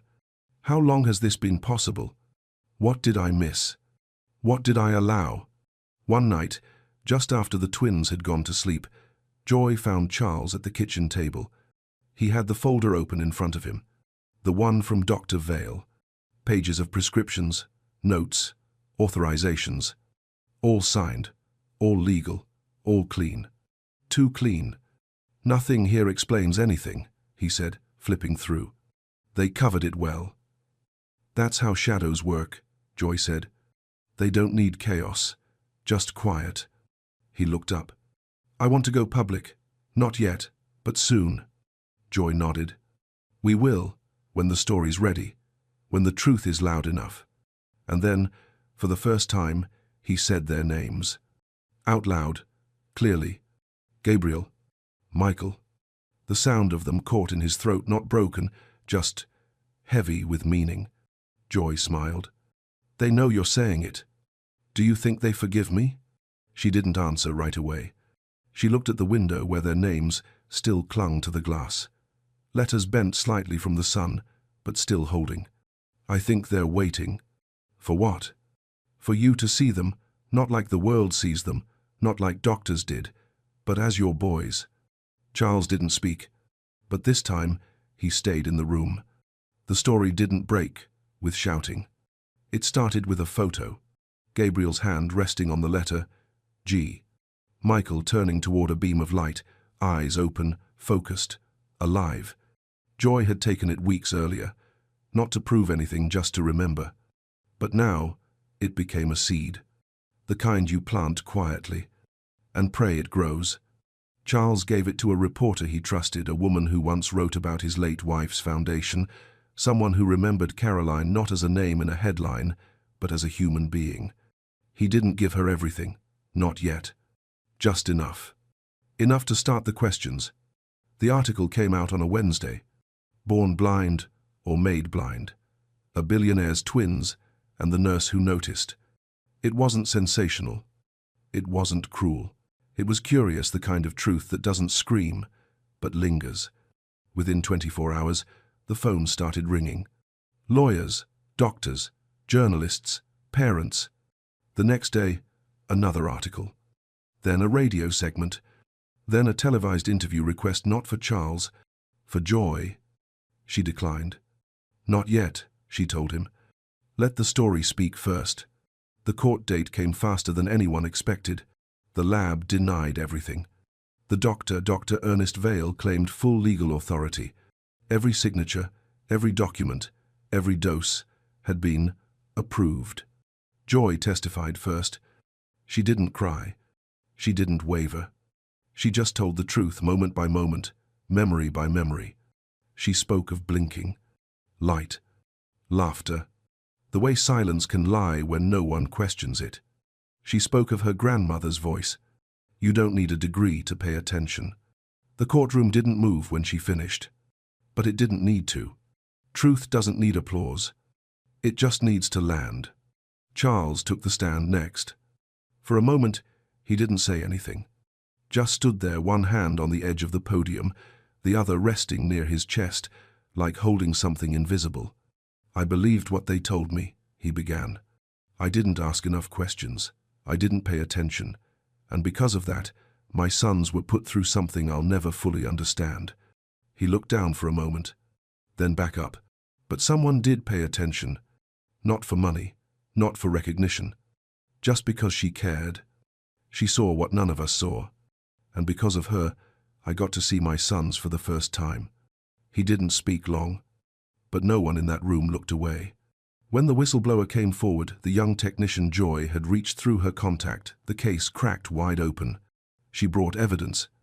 Emails, formulas, trials not listed in public records, payments, protocols, internal messages about light suppression datasets. The truth didn't scream. It stacked page by page, fact by fact. And when the judge ruled, when the verdict came down, the room didn't erupt. It exhaled. Malpractice confirmed. Experimental drug trials without proper consent. Severe ethical breaches. The clinic was shut down. Dr. Vale lost his license. And the boys, Gabriel and Michael, became something more than a headline. They became seen. Back at the estate, the windows stayed open now. Light lived there again. Not loud, not blinding, but soft, honest, free. One morning, Joy brought in a set of clear window crayons, the kind you can use to write messages on glass. She handed one to Gabriel. You want to try?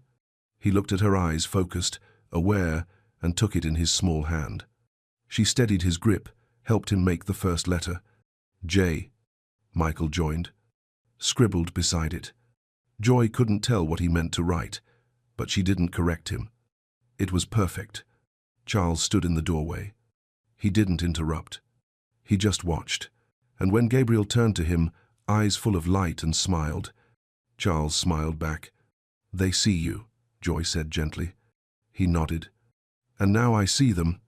The house was no longer quiet. Not like before. The kind of silence that once settled into the walls, heavy and constant, had been replaced with something new. Stillness that breathed. Laughter that echoed down the hall without apology. Voices not many, not loud but alive. The curtains stayed open now. Not just in the nursery. Everywhere. Windows that once held years of dust now framed sunlight. Light that moved across the floor like forgiveness. Light that had always wanted in, just waited for someone to let it. Joy was packing. Not quickly, not sadly, but with care. Her contract was up.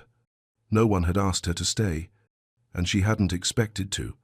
Charles had thanked her more times than she could count, in quiet gestures, in changed routines, in the way he no longer walked past the nursery like it wasn't there. But still, this was never meant to be hers. She folded the last of her clothes into a small duffel and turned to look at the room that had held her for months. Simple, quiet, but full now. Full of memory, full of proof. Downstairs, Charles was waiting. He stood in the entryway, dressed simply, no suit, no tie, just a father, trying to find words for something that mattered.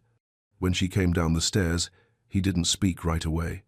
He just looked at her the way someone does when they finally see not just what you did, but who you are. Then he handed her something. A leather-bound book. Simple, unmarked. Inside, the first page already written. His handwriting small, steady. Walker Thompson Family Logbook. Entry 1. Gabriel smiled at his reflection. Michael touched the light. Joy laughed. Charles breathed. Joy blinked, slow. Her fingers tightened around the edges of the book. "It's yours," he said quietly. "Ours, if you'll stay." She didn't answer with words. She just nodded once. And smiled. That evening, they sat together in the new sunroom, where the ivy had started to grow again along the windows. The boys were on the floor, chasing the glint of a silver wind chime that hung from the open window. Gabriel's fingers brushed it. Michael laughed, full and clear. Charles turned to Joy. "What do you call this?" She looked at the boys, the light, the air moving through the room like breath. "Attention," she said. "And grace." In the weeks that followed, Charles made it official. Not just the foundation, though, they did that too. The Second Glance Foundation. Built to advocate for children misdiagnosed, for mothers and caregivers ignored, for stories silenced by systems that never paid attention. But the family part, that's what mattered most. One morning, Joy placed new decals on the nursery window. Gabriel. Michael. And beneath them, just one more. Joy. The boys traced the letters with their fingers. Michael looked up, pointed to hers, and said it clearly. "Joy." She turned, startled, eyes glassed with disbelief. Charles stood in the doorway. "They see you," he said. "And now I do too." Years from now, people would ask how it happened, how blindness could be misdiagnosed, how so many experts could miss what one maid noticed in a mirror, and no one would have a perfect answer, because it wasn't just science, it wasn't just medicine, and it wasn't just one blink.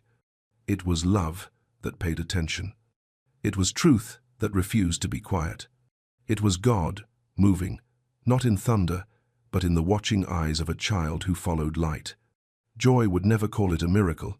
She would sit with Gabriel and Michael on the floor and say softly, "You weren't waiting to be healed. You were waiting to be seen." The house glows now, not from wealth, not from restoration, but from windows that stay open, from names written in glass, and laughter that no one dares to silence anymore, from light finally having a home to live in. He didn't expect to hear anything, not in that house, not from her. But the sound stopped him in his tracks, soft, light, almost impossible. Laughter, coming from the kitchen. His pulse quickened, not with joy, but with confusion. He stepped forward, slowly, each footfall echoing down the cold marble hallway, the scent of soap and lemon in the air. And then he saw it, and for a moment he couldn't move, couldn't speak, couldn't even make sense of what was happening, because what he was looking at made no sense at all. Charles Graham built his fortune in silence, the kind of silence that lives in boardrooms, that follows you home in sleek black cars, that looks like peace from the outside, but feels like failure behind closed doors. He lived at the top of Manhattan in a penthouse polished like a showroom, private chef, round-the-clock staff, everything under control except the only thing that mattered. Lucy, his daughter, 6 years old, nonverbal, autistic, and until that day, untouched by joy. She didn't speak, didn't look you in the eye, didn't laugh, at least not since her mother left. Charles had tried everything. Specialists from every corner of the country, devices, programs, even a therapy horse flown in from Vermont. Nothing worked, nothing changed.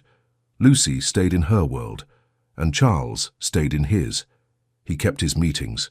He missed her birthdays. He avoided the silence by filling it with work. Until that morning, a rainy Wednesday, he'd forgotten his laptop, came home mid-morning, didn't even tell the staff he was coming. And now he stood frozen in the doorway, staring at something he didn't know how to process. Lucy, perched on someone's shoulders, a young woman at the sink, humming while scrubbing a pot. And Lucy, laughing, freely, joyfully, her little hands flapping, eyes bright, body alive. Charles couldn't remember the last time he saw her like that. Maybe he never had, but instead of joy, what rose in him was fear, then anger, then something far worse. He opened his mouth and destroyed it all. Before we go deeper, click subscribe, tap like, and tell us where in the world you're watching from. This story is about the kind of love that doesn't always look like love at first, but finds a way when we least expect it. What happened in that kitchen wasn't the beginning of a breakdown, it was the beginning of a reckoning. And for Charles Graham, the man who had everything, it was the first time he realized what he was truly missing. He wasn't always this cold. Once Charles Graham was the kind of man who believed in legacy, in building something that mattered, not just for profit, but for family, for a future. But the day Lucy stopped speaking, something inside him stopped too. He tried to keep going, tried to be the man the world still believed he was. 40 years old, head of a tech empire that went from garage code to global IPO in 6 years. Investors called him a genius. Magazines called him a miracle. But at home, there was no press, no applause, just the quiet click of his dress shoes on hardwood floors and a daughter who couldn't say his name. Lucy had been diagnosed at 4, autism, non-verbal, sensory sensitive. Charles remembered sitting in that white office, blinking through medical terms like a man who spoke only numbers. His wife never made it to the follow-up. She packed a suitcase that fall and left a single note by the door. "I can't do this." Neither could he, if he was being honest. But Charles didn't leave. He stayed. Just not all the way. He handed Lucy's care to professionals, rotated through therapists like apps on his phone, hired a full-time nanny, part-time behavioral coach, private chef, and an estate manager who oversaw it all. Every corner of the penthouse was curated for ease, child-safe, ultra-modern and completely sterile, a place that looked perfect and felt like nothing. Lucy lived mostly in the East Wing. Her room, the sensory space, and the quiet kitchen where she'd often sit for hours, tapping blocks or tracing the window glass with her fingers. Charles told himself she was okay. That silence was just her version of peace. But in truth, he stopped going in there. He left before she woke, returned after she was asleep, and when he did try to connect, kneeling beside her, reaching for her hand, she'd pull away like he was a stranger. Sometimes she'd hum, just a low, fragile tone, like she was trying to find something only she could hear. It haunted him more than any silence ever could. Still, he kept moving. Because movement at least felt like control. He worked late, traveled often, told himself it was all for her, for Lucy's future. But the truth was quieter and heavier. He was afraid, not of her diagnosis, but of what it revealed in him, the helplessness, the failures he couldn't outrun, no matter how many millions he made. And then came that morning, the one he hadn't planned, a cancelled meeting, a forgotten laptop, the rain falling hard on the city, smearing the skyline like watercolor. He'd stepped into his home expecting silence. Instead, he heard something he hadn't heard in years. Joy. Not music. Not a therapist's song. Not a toy making noise. Laughter. Real. Messy. Alive. And for a moment, he didn't recognize it, until he followed it. Down the hallway, into the kitchen, and saw his daughter, Lucy, lifted high on the shoulders of a woman he barely remembered hiring. The new housekeeper, Grace. She was humming, bare feet on the tile, soap bubbles floating around them like tiny stars. Lucy's face was wide open, bright, wild with wonder, clapping her hands as if the world had just let her in for the first time. It should have been a miracle. But to Charles, it felt like chaos. She could fall. She could be overstimulated. She could shut down. His fear took over before his heart could catch up, and with one sentence, he tore it all apart. He didn't know it then. But that single reaction would cost him more than he ever imagined, and what would follow wasn't discipline. It was loss. Real, soul-deep, irreversible loss. He raised his voice before he could lower his fear. What the hell is going on in here? It wasn't just loud. It was sharp, like glass cutting through a moment that had no defenses. Grace froze. The sponge slipped from her hand and hit the sink with a splash. Lucy stopped laughing. Her arms dropped to her sides. Her body stiffened. The smile vanished from her face like it had never been there at all. Charles stepped forward, furious, not because she'd done something wrong, but because he didn't know what she'd done at all. His daughter was on a stranger's shoulders, a child who flinched at touch, now wrapped around this woman like she was part of her. It didn't make sense. It didn't feel safe, it didn't feel controlled. And for Charles Graham, control was survival. "Get her down, now," he snapped. Grace bent her knees slowly, lowering Lucy to the floor with careful hands. No sudden movement, no panic. But Lucy was already shrinking, her body curling inward, her fingers twitching at her sides. The look on her face wasn't confusion, it was fear. "She was safe," Grace said softly. "She asked to see the bubbles. I thought—" "You thought," he cut in, jaw tight. "You don't get paid to think." Grace stood up straight. She didn't argue. She didn't raise her voice. "I just wanted her to smile," she said. And she did. But he wasn't listening. He couldn't. He was already too far gone. "You're not her therapist. You're not her parent. You're a maid. A maid. Stay in your lane." He didn't mean to say it that way, but it came out with all the weight of everything he hadn't said in months. Grace looked at him. No tears, no defense, just a kind of quiet disbelief, like she'd seen this before, from other people, in other rooms. "Sir," she said gently, "I would never put her in danger." But Charles wasn't in the room anymore. He was in his own head, spiraling, seeing headlines, liability, lawsuits. What if she had fallen? What if she'd gotten hurt? "You're fired," he said flatly. "Sir, please, no discussion. I want you out by the hour. Marta will sort your things." Grace blinked like she hadn't heard him, but she had. Lucy let out a small sound, not quite a cry, but something close. A strained whimper, the kind she used when she was overwhelmed and couldn't process it fast enough. Grace knelt beside her.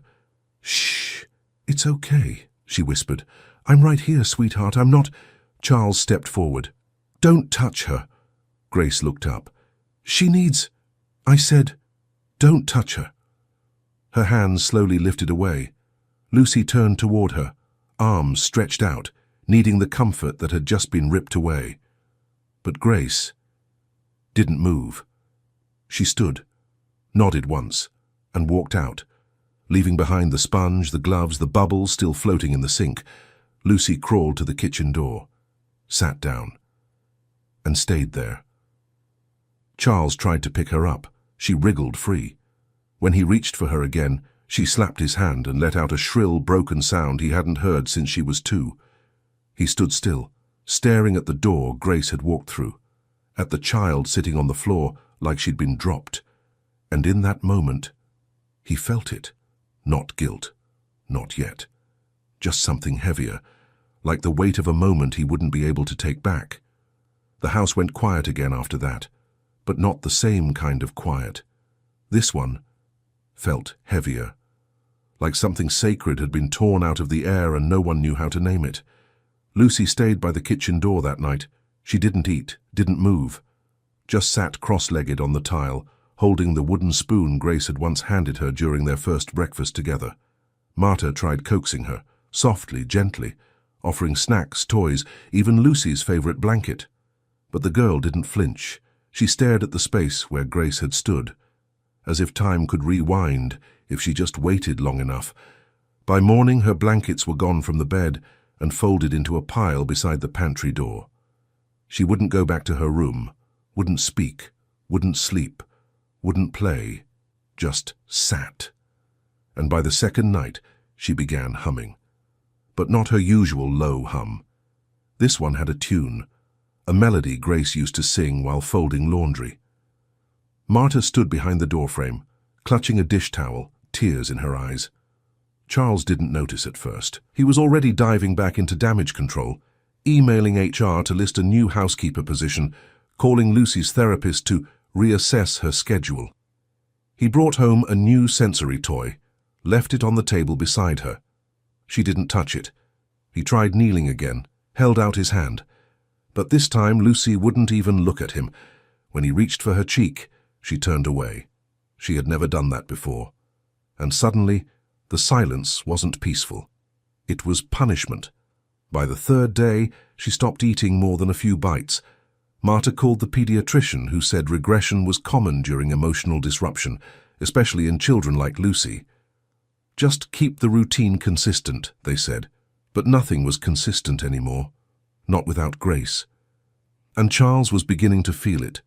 The sense that something had slipped through his fingers, something fragile and irreplaceable. He stood at the doorway that night, watching Lucy curl into herself on the floor, rocking gently, clutching that spoon like it meant something he couldn't understand. He didn't move, didn't speak, because deep down, he knew. He wasn't who she was waiting for. Marta entered quietly behind him. "Sir," she said, voice low, "I need to say something, and I know it's not my place, but I've been here too long not to speak." Charles didn't turn around. "She's getting worse," Marta continued. "You see it, I see it, and I know you don't want to hear this, but I have to tell you anyway." He looked at her, exhausted, angry, desperate for someone to blame. "You made a mistake," she said softly. Charles's jaw clenched. She was being careless. What if Lucy had fallen? She didn't. "That's not the point." "She laughed, sir," Marta interrupted gently but firmly. "For the first time in her life. I've been here since Lucy was born. I've never seen her smile like that." Charles exhaled through his nose, trying to keep control of the conversation, but Marta wasn't finished. "She wasn't just smiling," she said. "She was alive, and you took that away." Charles stepped back, shaking his head. "She's just adjusting. She'll be fine." "No, sir, she won't." Her next words dropped like stone. "She said something." Charles blinked. "What?" Marta nodded, eyes glassy. She looked at Grace and said a word. He stared at her, not breathing. She said, "Mommy." Clear as day. Time stopped. Charles looked back toward the kitchen. Lucy was still there, still rocking, still waiting. And suddenly, he couldn't feel his hands. He wanted to ask Marta to repeat it, wanted to deny it, wanted to believe she'd misheard, imagined it, wanted it too badly. But he knew Marta. She didn't lie. And the weight of that one word, "Mommy," broke something open inside him. Something that had been locked tight for far too long. He had fired the only person who'd ever reached her. Now she was gone. And Lucy was slipping away with her. He didn't sleep that night. Not after what Marta said. Not after hearing that one word echo again and again in his head. "Mommy." He watched Lucy through the hallway window, curled up on the kitchen floor beneath the pantry light, her small body still rocking gently, her eyes wide and blank. And suddenly all the things he thought were final weren't. The firing, the rules, the decisions he made to stay in control. He'd been wrong. So completely, painfully wrong. And now he had to fix it. But Grace was gone. By morning, Charles had called the agency 3 times. No answer. The 4th time, a woman picked up. Polite, rehearsed, distant. "Grace Abraham," he said, trying to keep his voice steady. "She worked here until 4 days ago. I need to speak with her." "I'm sorry, sir, there's no forwarding contact. No number. She didn't leave one." "What about an address?" "All we have is a P.O. box and a temporary Queen's shelter listed on her intake file. No residential information." Charles hung up without saying goodbye. Then he stood in the middle of the kitchen, staring at Lucy's untouched cereal bowl. He was a billionaire. He could buy land, move markets, track down CEOs across continents, but he couldn't find a single woman who had changed his daughter's life in less than 2 weeks. By noon, he'd called every shelter in Queens. Some were helpful. Most weren't. No one recognized the name. No one could place her face. A few volunteers promised to check the intake logs and call him back. No one did. Lucy didn't move from her spot, not even when Marta tried to carry her to bed. She cried for the first time that evening, not loudly, just a soft, hollow sobbing, like her body had forgotten how to weep properly. That night, Charles sat beside her and whispered, "I'm sorry." She didn't react. He whispered it again. Still nothing. The next morning, he hired a private investigator. He didn't ask about cost, didn't ask how long it would take. He just said the name, showed the resume from the agency file, and gave the only lead he had, the shelter. The man didn't blink, just said, "I'll find her." And then Charles waited. Each day blurred into the next. Lucy stayed curled by the door, now with her back to the world. She stopped humming, stopped crying. She simply withdrew. He tried talking. He tried toys. He tried being present. But he had shown up too late. Whatever Grace had unlocked in those short, impossible days was slipping away. And it was all his fault. On the 6th day, the investigator called. "She's not at the shelter anymore," he said. "Hasn't been for weeks, but someone remembered her. Said she used to come by with her little brother. Gave us a new lead." Charles didn't ask what it was. He was already grabbing his coat. It was raining again, the same way it had that morning in the kitchen. He arrived at a worn-down building in Queens, the kind with rusted gates and cracked steps. No elevator, 5 flights of stairs. By the 4th, he was winded. By the 5th, he was shaking. He raised his hand, knocked twice. The door creaked open. A girl, maybe 8, maybe younger, peeked out with cautious eyes. "Who are you?" I'm looking for Grace." The girl called over her shoulder. "Jew! There's a man at the door." A pause. Then footsteps. Grace appeared, towel over one shoulder, her face unreadable. The moment she saw him, something in her jaw tightened. Her arms folded across her chest. "What do you want?" Charles opened his mouth, but for once the words didn't come easily. He wasn't here as a CEO, not as a man with money, not with power, just a father who had run out of chances. "I need to talk to you," he said quietly. Grace didn't answer.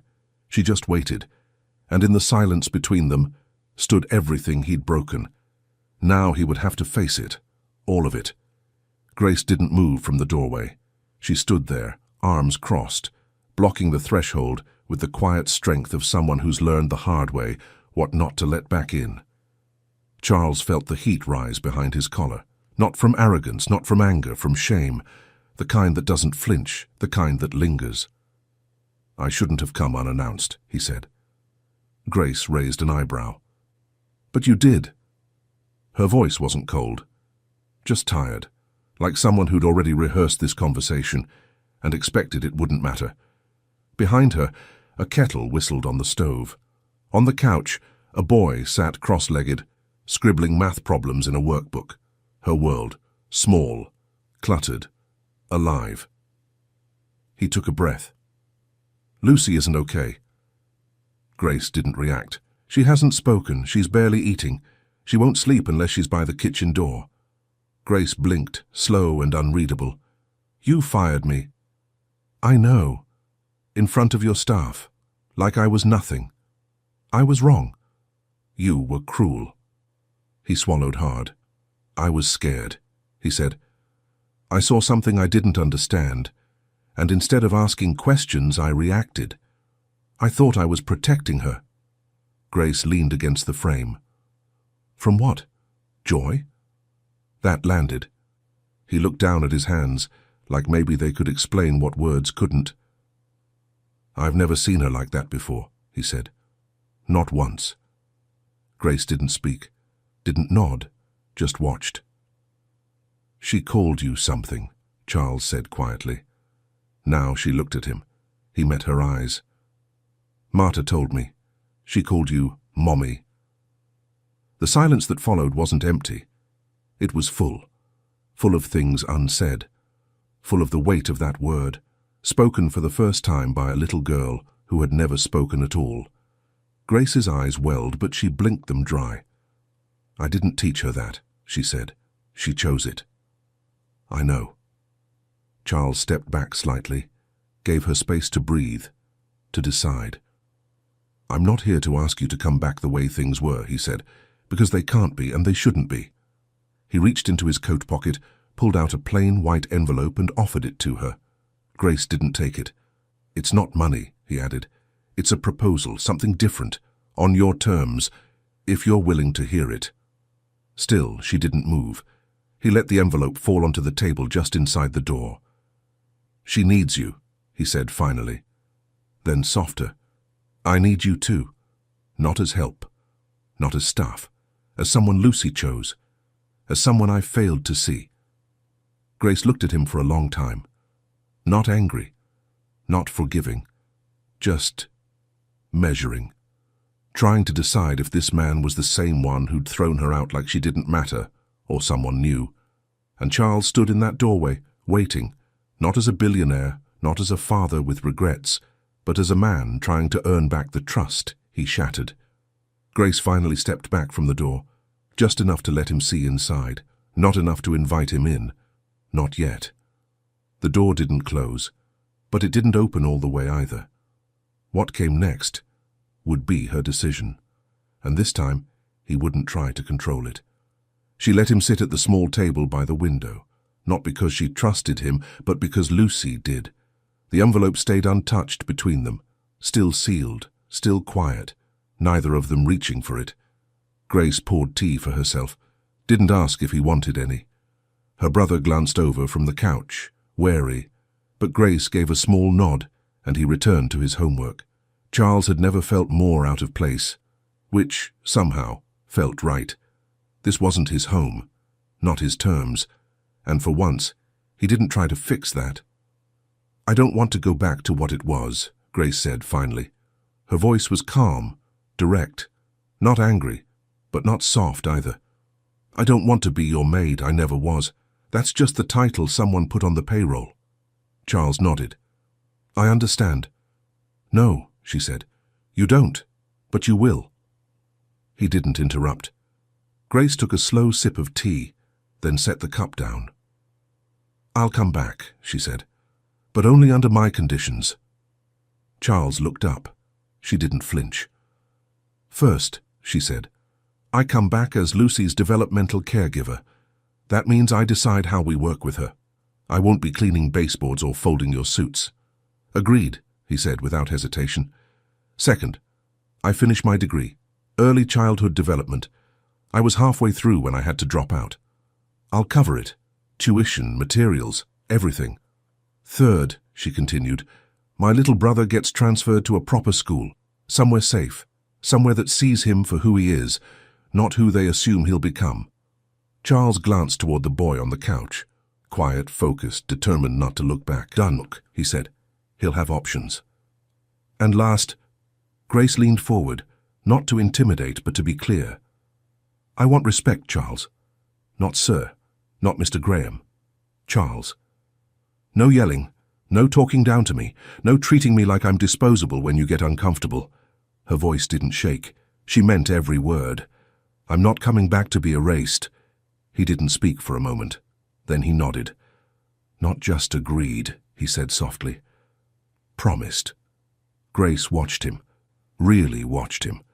Not searching for weakness, just for truth. Then finally she leaned back.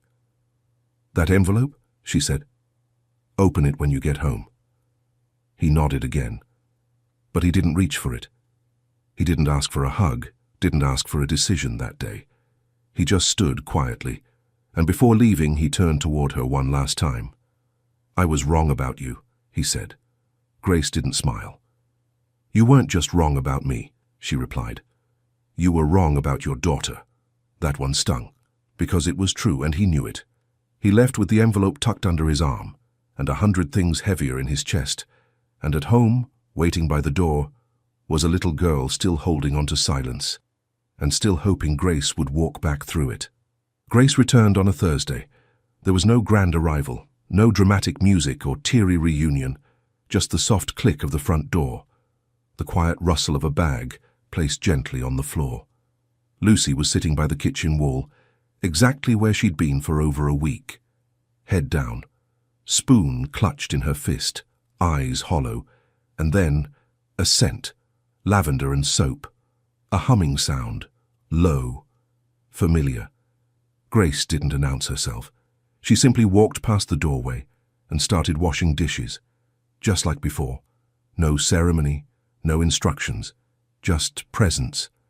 At first, Lucy didn't move, didn't look, but a minute later there was a shift, a tilt of her head, a twitch of her fingers. Then she stood, slowly, carefully, as if afraid she might wake from something that wasn't a dream. She crossed the floor with quiet steps and reached for Grace's apron. Grace didn't turn. She just kept humming. Then Lucy pressed her forehead gently against Grace's back and let out a sound. A single broken syllable that cracked the quiet like morning light. Mommy. Grace closed her eyes. She didn't cry. She didn't speak. She just kept washing. That night, Lucy slept in her own bed for the first time in 12 days. In the weeks that followed, everything began to shift. Not dramatically, not quickly, just one breath at a time. Lucy laughed again, quietly at first, like she wasn't sure if it was allowed, then louder, full, alive. She let Grace comb her hair, let Charles sit beside her without pulling away, started clapping to music, dancing in circles, grabbing Grace's hands and spinning until they both fell over laughing on the rug. And then the words came, not in full sentences, not even every day, but real. Bubbles. Juice. Mommy. Dog. Charles listened to each one like it was a verse from scripture. He started coming home early, not for meetings, not for show, just to watch them. Sometimes he stayed in the doorway, didn't say a word, just stood there, watching his daughter come back to life. One afternoon he heard Lucy whisper something from across the room. She was lying on her back, her head on Grace's lap. Her voice was faint, like a secret. Mommy loves me. Charles had to leave the room. He didn't want them to see him cry. He wasn't sure when it happened, but something in him had changed. The boardroom didn't feel as urgent. The company no longer filled the void, and the silence he once drowned in was now full of music. Grace hadn't just returned to care for Lucy. She had redefined what care looked like: firm, gentle, intentional. There were charts on the fridge now, routine cards on the wall, flashcards by the sink, labeled with tiny drawings and stickers. And Lucy? She pointed at them, said the words when she could, and smiled when she couldn't. The girl who once lived in shadows was beginning to reach for the light. But love, Charles was learning, wasn't a single moment of redemption. It was 100 quiet ones, strung together by someone who refused to walk away. It started with a simple request. Grace had asked for a team meeting. Nothing formal, just a check-in with the household staff. They gathered in the living room. Marta, the chef, the driver, 2 assistants, even the security chief. Everyone was seated, except Charles. He stood by the window, hands clasped tightly behind his back. The moment didn't ask for luxury. It asked for something far harder. Humility. Grace stood beside the fireplace, shoulders relaxed, expression calm. Not demanding, not performative, just present. Charles turned slowly, faced the room, cleared his throat once, and then he spoke. 2 weeks ago, I made a mistake, he said, not just as a father, but as a man. The room fell still. I reacted from fear, not understanding. I let my pride speak louder than compassion, and I disrespected someone who gave my daughter more than I ever have. He looked at Grace, not with shame, with reverence. You brought Lucy back to life, he said, his voice tight. Not with therapy, not with money, but with patience, with warmth, with presence. The silence in the room thickened. I treated you like staff, like help, like someone who could be replaced. A pause. You can't be. Grace didn't look away, didn't flinch. She let him say what needed to be said. I'm sorry, Charles said. Not because I feel guilty, but because I was blind. He took a slow breath, then did something no one expected. He lowered himself to one knee. Not out of drama, but truth. A billionaire in a $1,000 suit, kneeling before the woman he once fired without thought. I'm asking for forgiveness, not for what I did, because I can't undo it, but for what I'll do differently from here on out. Grace looked down at him.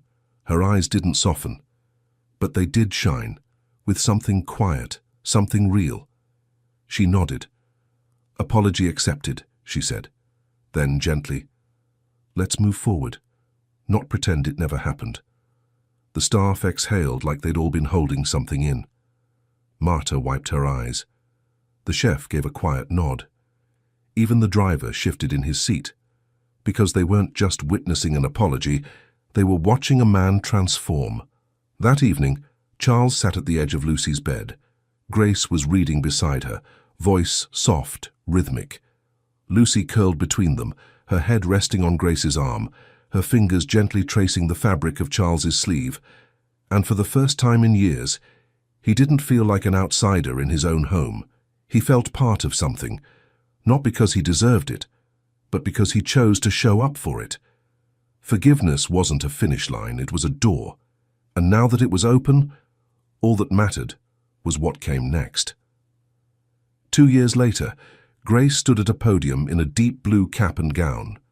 The tassels swayed as she looked down at the degree in her hands, Bachelor of Science in Early Childhood Development, magna cum laude. She didn't cry, but Charles did. He sat in the front row beside Lucy, who clapped wildly as Grace's name was called. Lucy didn't need prompts anymore. She knew when to clap, she knew who she was clapping for. Life had changed, slowly, then all at once. Charles stepped down from his company's board the year Grace went back to school. Not because he had to, because he finally understood what he didn't want to miss. He poured his energy and his guilt into something new.